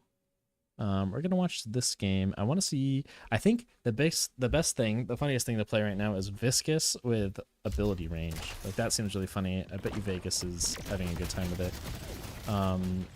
He is doing the build, though. Decay giving duration as well. I'm going to turn this down so I can hear myself think. What else do we have going on? What's this guy going? Normal haze items. Yeah, I griefed my game last game. I should have built normal haze items and just like took the buff where I could. I wonder if we'll see him turn this into a slowing hex, the enduring spirit. I feel like it is nice, but I guess the purple slots are also pretty nice on Infernus as well.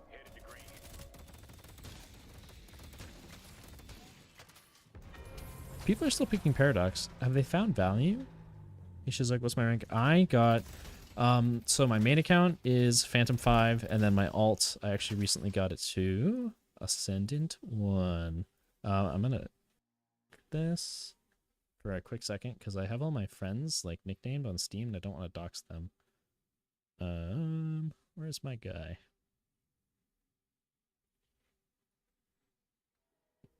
Cool. My Ascendant one. I've been playing on this account too. Played a Wraith game yesterday, and it went nicely. I hadn't played Wraith in months, but this went pretty nicely. I wasn't the most impactful hero in the game. Well, I guess I did pretty good. But, yeah. I don't know why. Like, so I got 3 accounts ranked. Don't judge. I had a little bit of alts going on. This one got Phantom 6, another one got Phantom 6, and then my main got Phantom 5, which I was surprised about because that was the account that had like the deadlocked. There I go. I doxed my friends anyway. Track lock, like put it in deadlocked, and I was like, oh, cool, I'm really good. But I'm not an ascendant or ascendant. I think I'm ascendant, but I'm definitely not an Eternus player. I need to work on my aim a lot, and I think talking from Zergy, talking with him, he puts the Overwatch skills over the MOBA skills even to some extent. So I need to work a lot on how I think about team fights right now and how I respond to them, and my positioning and committal to them I think is something that I need to work on a lot, especially as Haze.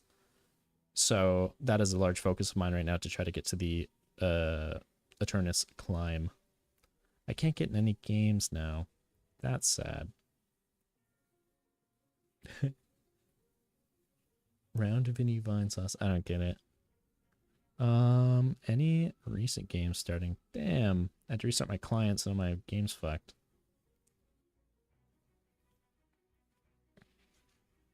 But yeah, I'm low Phantom and no, high Phantom, low Ascendant. I guess I can't spectate a game.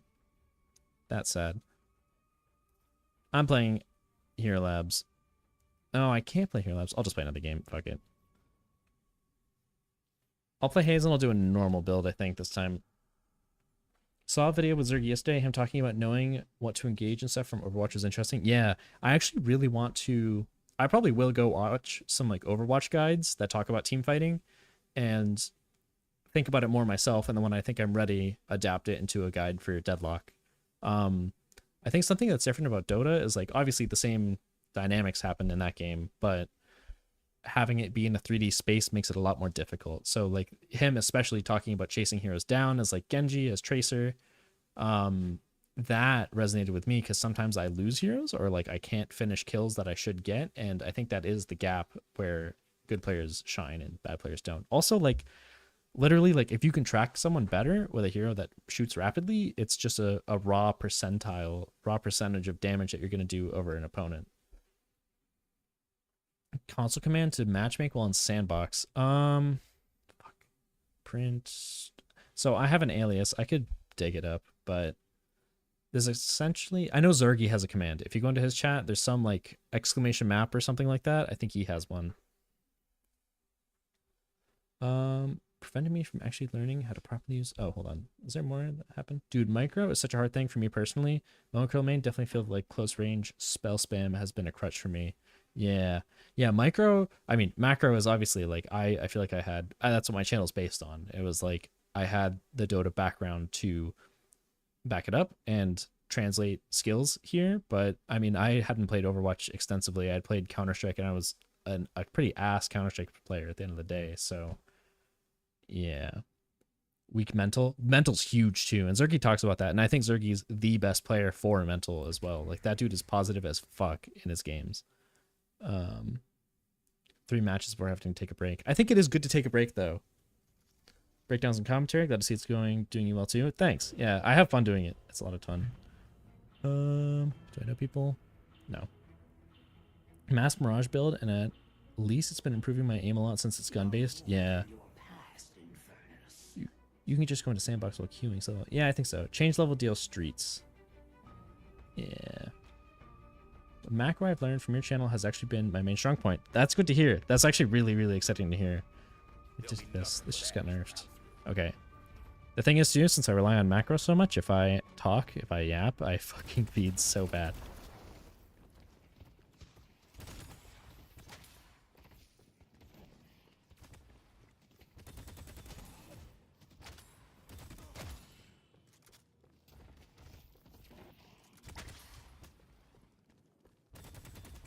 It's kind of amazing.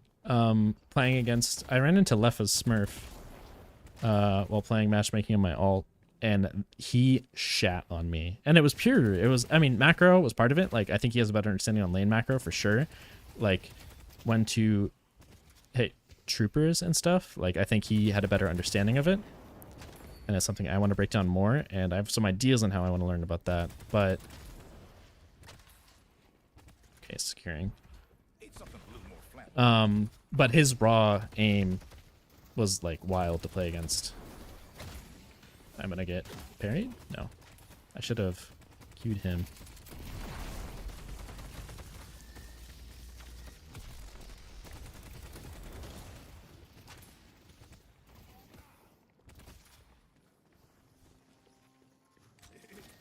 all my builds are Zergi's builds. That dude's the goat. I trust him to make better decisions. Win all 3 matches and have to take a break. Oh yeah.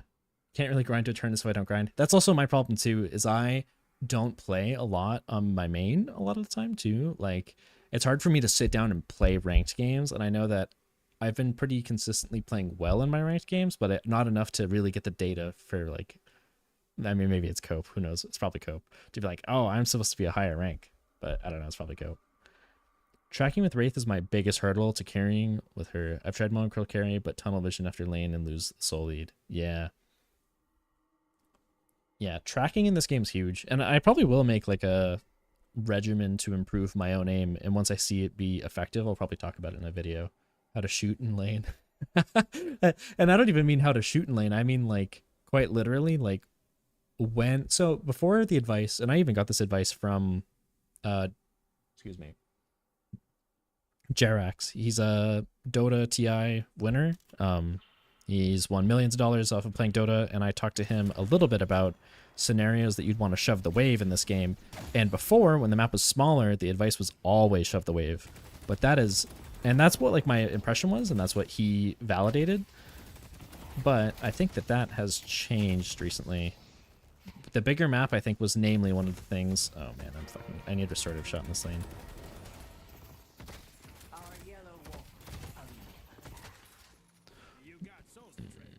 This is some bad trades that I took. And then I missed a shot, and then now my restorative shot's ass.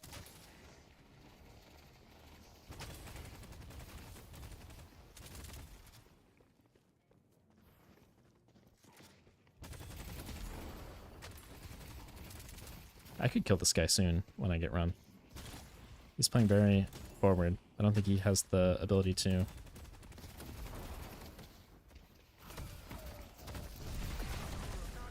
I'm throwing my lane if I do it.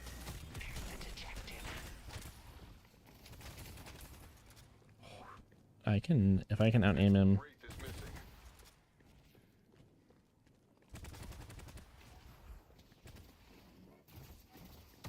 He missed it. Okay. Where is my healer? Healer? Oh, it was the one that was already dead. Oh, I fucked up.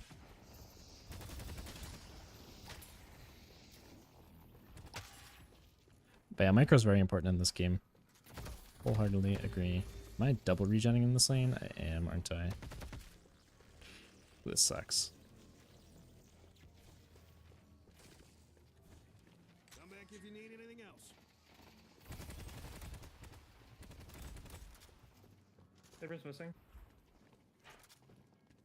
Team fights are hard. Yeah.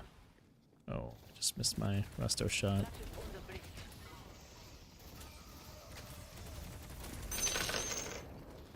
Oh shit, thanks for the sub. Howdy, Frosty. Much appreciated. It's cool. I haven't got paid by Twitch yet, but I'm too small still, I think. It's like not a lot of money anyway. I'm not pressed about it. But thank you for the sub. That is a lot of money. 250 is crazy to just give to someone. I think that's so weird to think that, I don't know. I'm still so new to being a streamer and stuff and like YouTuber that it's just like baffling to have you guys watch. I appreciate you guys very much. Okay, micro time again. Time to lane and win.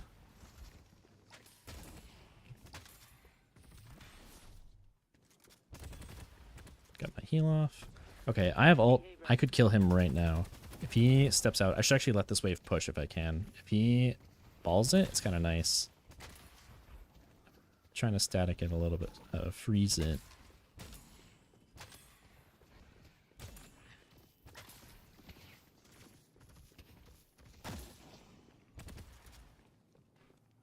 I missed like a noob. The old New York tuxedo. That little trick right there too, that little like kickoff. Where is he?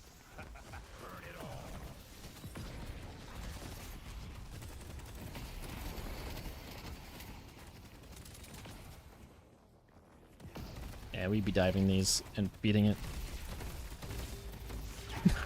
Fuck! I thought he was gonna go for the melee for sure. I fucked it up. Got to make your 150 before getting your first payment on Twitch? Yeah. What else is up here? Lane is either being pushed or freezing, so you want prio, blood pressure? Yeah.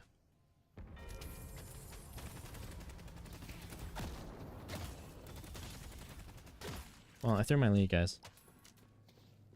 Comment there, Shizug meteoric rise corresponding to the popularity of Deadlock. I mean, probably.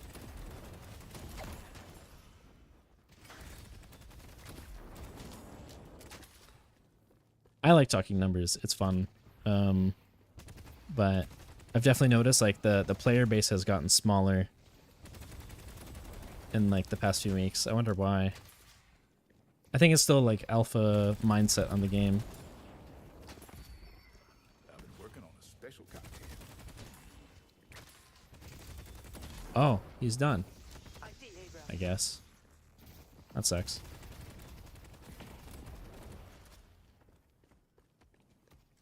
Abrams is missing. Abrams is missing. Tower diving is worse now. Yeah, absolutely. They nerfed tower diving. I was gonna make a video about it. That's also the thing too. Like some of the guides, like they immediately become extinct. That one would have been. Oh, I guess we're just grouping, huh? Okay, buddy. Sure. I actually didn't need to run there. I'm going in.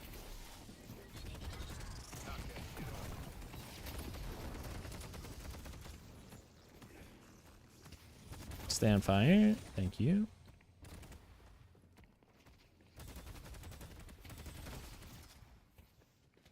They just need to release some waifus. It's crazy.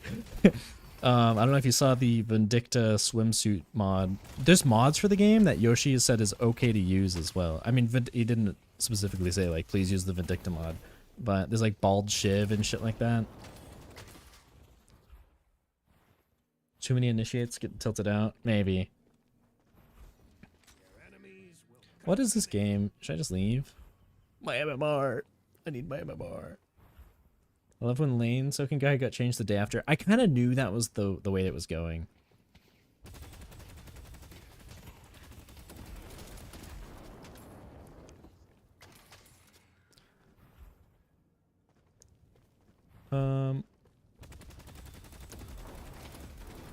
What else?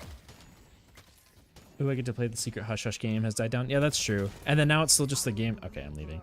Now it's still just a game that's like rough around the edges that people are not playing a whole lot. That's crazy. I thought we would just win the game, but I'm gonna check on dinner for like 2 seconds. I'll be right back. Furnace 1 carry. Nah.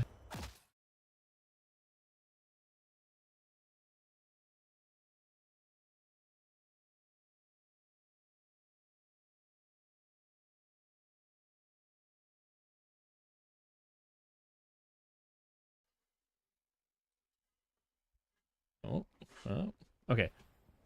I'm gonna hang out and answer questions and talk for a little bit while spectating games, I think, because dinner's pretty close to done.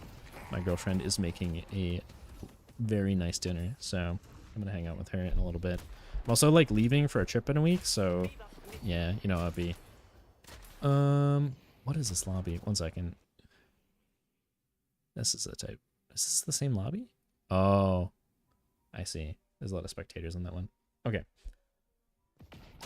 Yeah, tower diving got nerfed because it does retarget if you shoot the enemy, which is good that they did that, but it is a pretty big nerf. They didn't nerf the like dive into parry, which is going to stop it from attacking for a little bit anyway, so yeah. Infernus won't be for carry. No. The most important question, what's your favorite pizza topping? All right, so I am a very big pizza enjoyer. I make homemade pizzas. I like have my own dough and shit. I have a pizza steel. I really like making homemade pizza. If you haven't seen Charlie Anderson on YouTube, I plug that guy a lot. He's dope. He has very good guides on pizza. It's not your question, but we're talking about it anyway. What are we spectating? Favorite pizza topping? Basil. I'm not none of that like normal like pepperoni. Like I'm not gonna talk about pineapple. Good basil on pizza is like the most key thing to making it just like very, very, very good, I think. How long does it make a video from start to finish? That's a good question. It depends on the video. Some of them I can do in one take and I have like a pretty good plan about what I want to talk about, but some of like the live action, like I'm talking over gameplay, like I like to have it refined and concise. So I'll do a couple takes on it sometimes. And then editing, I normally like cut things out that I don't want and leave a lot of fat on it. So going through the entire video again and trimming it. And then a thumbnail sometimes takes some time too, because I make all my thumbnails. Most distinguished pizza take you've heard. I appreciate it. Thumbnails can take like an hour, a little bit more. I like workshop them with some friends and stuff like that too, so that they're cool. So in total, on average for a video, probably like 4 hours, maybe 5, something like that. Like the patch note video that I'll definitely be doing, I'll probably go out tomorrow, will probably take me probably about 4 hours, 5 hours, something like that. Because sometimes I get B-roll of like nice little areas while I talk at the same time, and I like go through my video and listen to it and try to add like visual aids here and there. I'm still not great at editing, but goat pizza topping is fresh sliced tomato. Tomato, is that with red sauce too? Kind of a tomato addict. That's fair. Yeah. Margarita with onion. Interesting. Yeah, onion's a goated food. That's a very good food. Onion and garlic pizza, something like that. I've been making some breakfast pizza. I made breakfast pizza recently. You take egg and you like whisk it and crack it. You don't crack it on the pizza, but you whisk it and then dump it on the pizza and get like chunks of mozz and like some like hash browns. You like rip up hash browns and put them on there too, and then like finish it with Cholula. It's good food.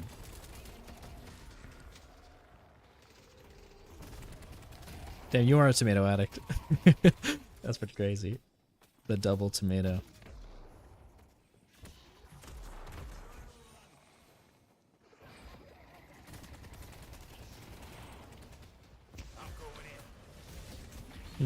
Okay. Deadlock. What else we have going on here? It's Andrew Callahan. You think it's the real Andrew Callahan? No. Okay. Is there...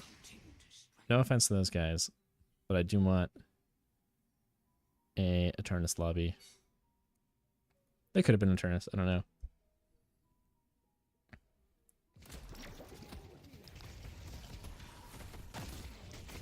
It's very direct and gets into the point very direct way. None of the 2-minute intro stuff. Yeah, or like talking about YouTube stuff where like right into it, like the... Are you saying that you like the like somewhat scripted, like roughly scripted beginning and stuff? This is very early game. What lane matchup do I want to see? Look at this guy. He's rotated over so early. It's a very early rotation. You went first item sprint boot. That's pretty wild. And then is Vindicta holding the wave? Oh, she's getting hella pressured. But he'll get back in time for the wave. And this guy got the kill. Wait. Oh, he showed up and got a kill too. He wrapped on them and killed the 7. No, you're fine. I would rant about pizza. I don't mind. It's not barely a Deadlock stream. I'm just hanging out for a little bit. You're making me hungry. Yeah, see, I know I'm about to go eat a good dinner, so I'm not stressed about it. My bad, guys. Would you recommend aim trainers for training practice or just more games? I think there is value in using an aim trainer in some regard. I've definitely noticed when I have aim trained, I felt like when it might even just be like a mental like confidence thing, but like you get into a game and you feel like you can notice the effects of it. Especially like when in Counter-Strike, like flicks and stuff like that felt really nice. And then for this game, like the tracking style of aim is really helpful to aim train. I would recommend using Kovacs and start looking at like the Voltaic Discord is where I started. And I think Voltaic kind of like gamifies it too, where like essentially they have like a spreadsheet that gives you a rank based on how good your aim scores are. And I think that is more addicting to kind of follow. And it gives you perspective on how good you are compared to like some of the really good players out there. Deadlock Green Lane Pizza Stout where you could buy a slice for 5 souls. You know they were gonna make Dynamo a pizza guy, a pizza delivery guy, and they were like, nah, he's actually gonna be a I almost called him a delivery driver, a professor. Belligerent Italian immigrant that owns a pizza shop in the corner of the cursed apple that curses you out. Yeah, where's the pizza? They need pizza lore, actually. They do need pizza lore. I'm actually gonna I'm gonna send a message to Yoshi asking for pizza lore. We need it. Way more focused practice. Yeah, and you can isolate variables of your aim too. Like I think understanding that there are different styles of aim will help you also aim differently, of like understanding it's a tracking scenario versus a like flick scenario and stuff like that. I think when you gamify, especially flicks for like training, you translate that into farming away very quickly, where like you very rapidly want to like look at one and then flick to the next and next and next, and then it makes you want to speed that up, which is going to increase your efficiency. And then even though it's not getting you more kills, you're like increasing your efficiency on the map and stuff. Do they put souls in the pizza? They could put souls in the pizza. Aim has been playing other games. If I stick to one game too long, I kind of plateau on aim. If I switch to a different game for an hour or two, it improves. That's fair. And I think that's something to do with the psychology of the brain too, right? Where if you change your environment, your brain has to like reset and think about things. I'm not a psychologist, but that is something. There's something there of like you train or you like, I've heard people do that with like crosshairs and even like not sensitivities, but like graphics settings. Like if there's something that's slightly as different about your brain, it like resets it and it's like, oh, I need to learn this again.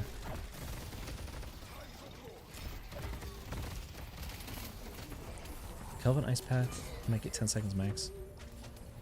Yeah, you're right. Ninth Crossing, you're right. Yeah, that is also the thing, is like how many battles do you get in a Deadlock game, like under 20, right, with another player? Or maybe that's not true necessarily, but that's actually not true. I feel like you're constantly fighting people, especially in lane. But I think having constant scenarios where you're training your aim is helpful, like especially for a game like the what's it called, battle royales and stuff. Like you're usually taking a few fights, and a lot of it's running around and strategizing about like location and items and stuff.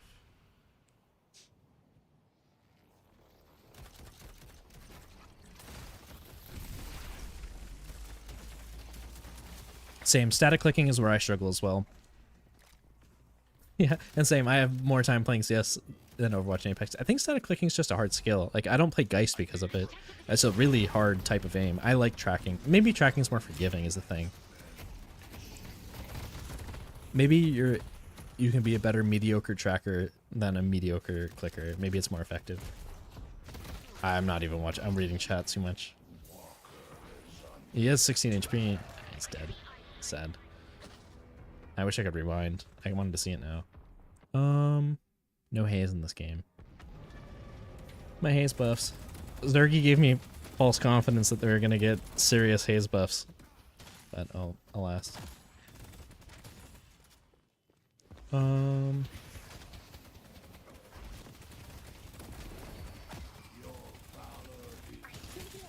Really low, yeah.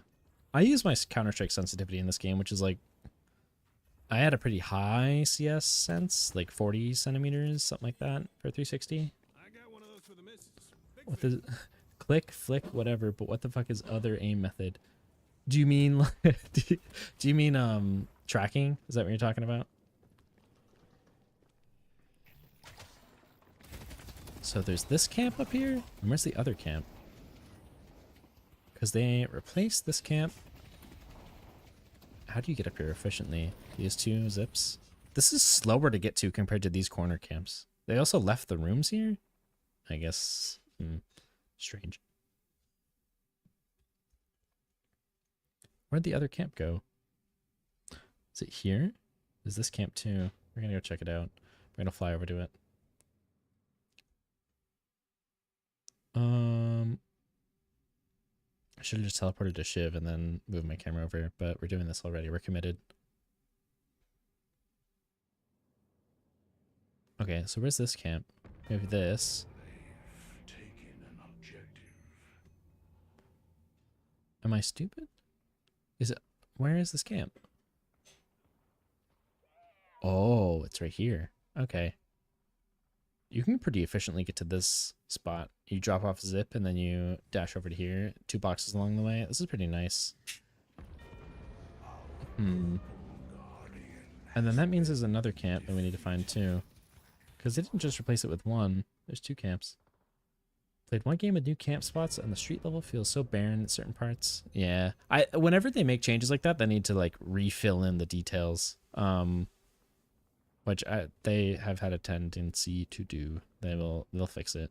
Especially feedback. They're very good about feedback with this game. They take it to heart. What's this guy doing? Is there a Viscous? Are you building the items? Yeah, he's building the items. Reach. Starting to get his heal nova. Shit like that. I don't think you need Fleetfoot anymore on Wraith. I think you just get the... What's it called? As the last patch, you just get Search of Power. But, alas. This guy's probably beasting up people. What the fuck is that camp location? Yeah, they moved them.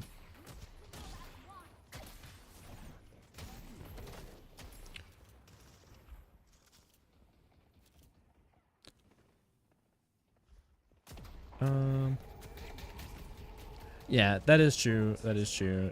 I think for most people, your time is better spent playing the game instead of aim trainers, and I would also agree with that. I think that a lot of it will come. I think that there's like a bar. Like I think you can get pretty high up based on. I guess that's not even true.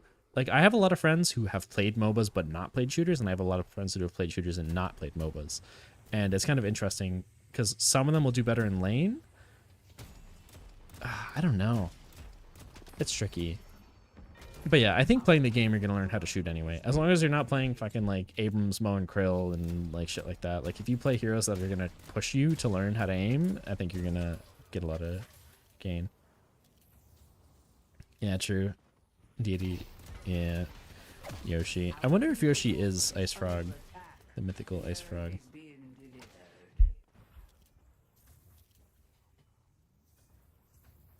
What else do we have here? What are paradoxes doing to be successful? This is another paradox with combat barrier. Max on carbine. So it's just one shot paradox back? Is that the deal? You're just stacking fizz damage?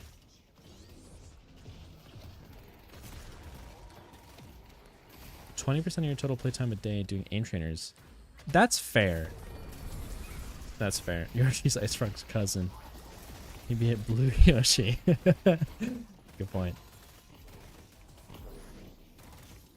I will start doing aim trainers. I will make a video on it though. It's somewhere that I want to improve myself, especially after hearing Zergy talk about how...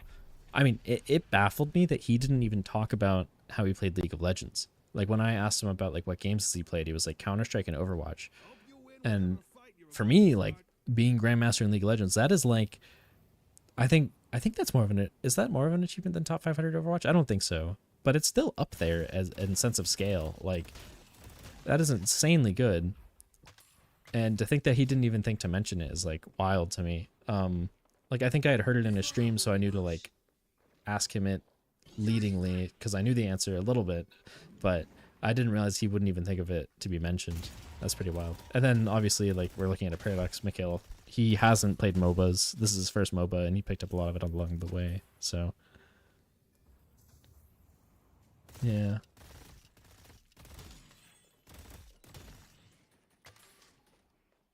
Mystic Burst change meant to be read as a straight buff. It is a buff. Yes, it is a buff. Because now resistances are not going to make it so you don't proc it anymore. You know, like if someone has Colossus, you're still going to proc burst on them. I can defend our objectives. Hey, he was Grandmaster. Like, I don't know why he didn't mention it. Crazy, but I know other players like Leffa as well as in that boat. Like, he's a very exceptional aimer, and I think he was very high ranked in LoL. I don't know if it was Master or Grandmaster, but it was up there. Like, definitely, like, the players that are the perfect storm are aimers who have played MOBAs before. Those are I think the highest skill players.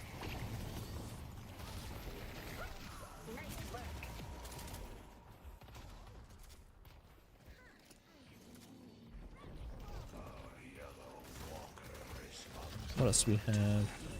Yeah, this guy's... He stopped for tournament pulse as well, which is probably right. This guy is on the farm grind. He is not showing up to shit.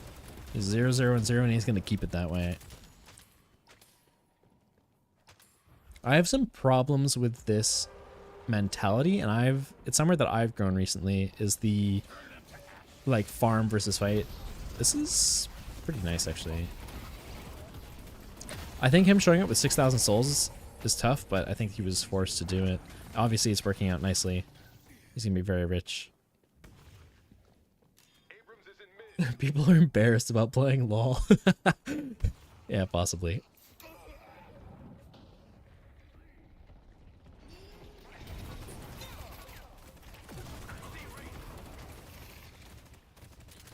Needs a 16-minute ricochet. 16. He could have a fucking 14-minute. He could have had a 13-minute ricochet. Pretty crazy shit, honestly. He still hasn't spent... to this point, I would say this is... I don't know. I mean, they're all dead, I guess. I think that this is turbo griefing. Having this many souls at 15 minutes, like, it's half of his net worth is in his backpack. But he's applying pressure, which is allowing his team to do rejuve at the same time, so maybe it's worth it. As long as he doesn't feed the bag, it's good. Yeah, that was a good play. He knew his limits very well. Yeah, good play overall.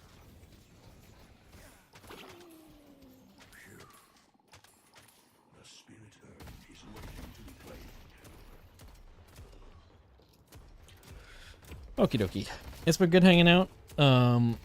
Dinner just smells so good, I gotta go.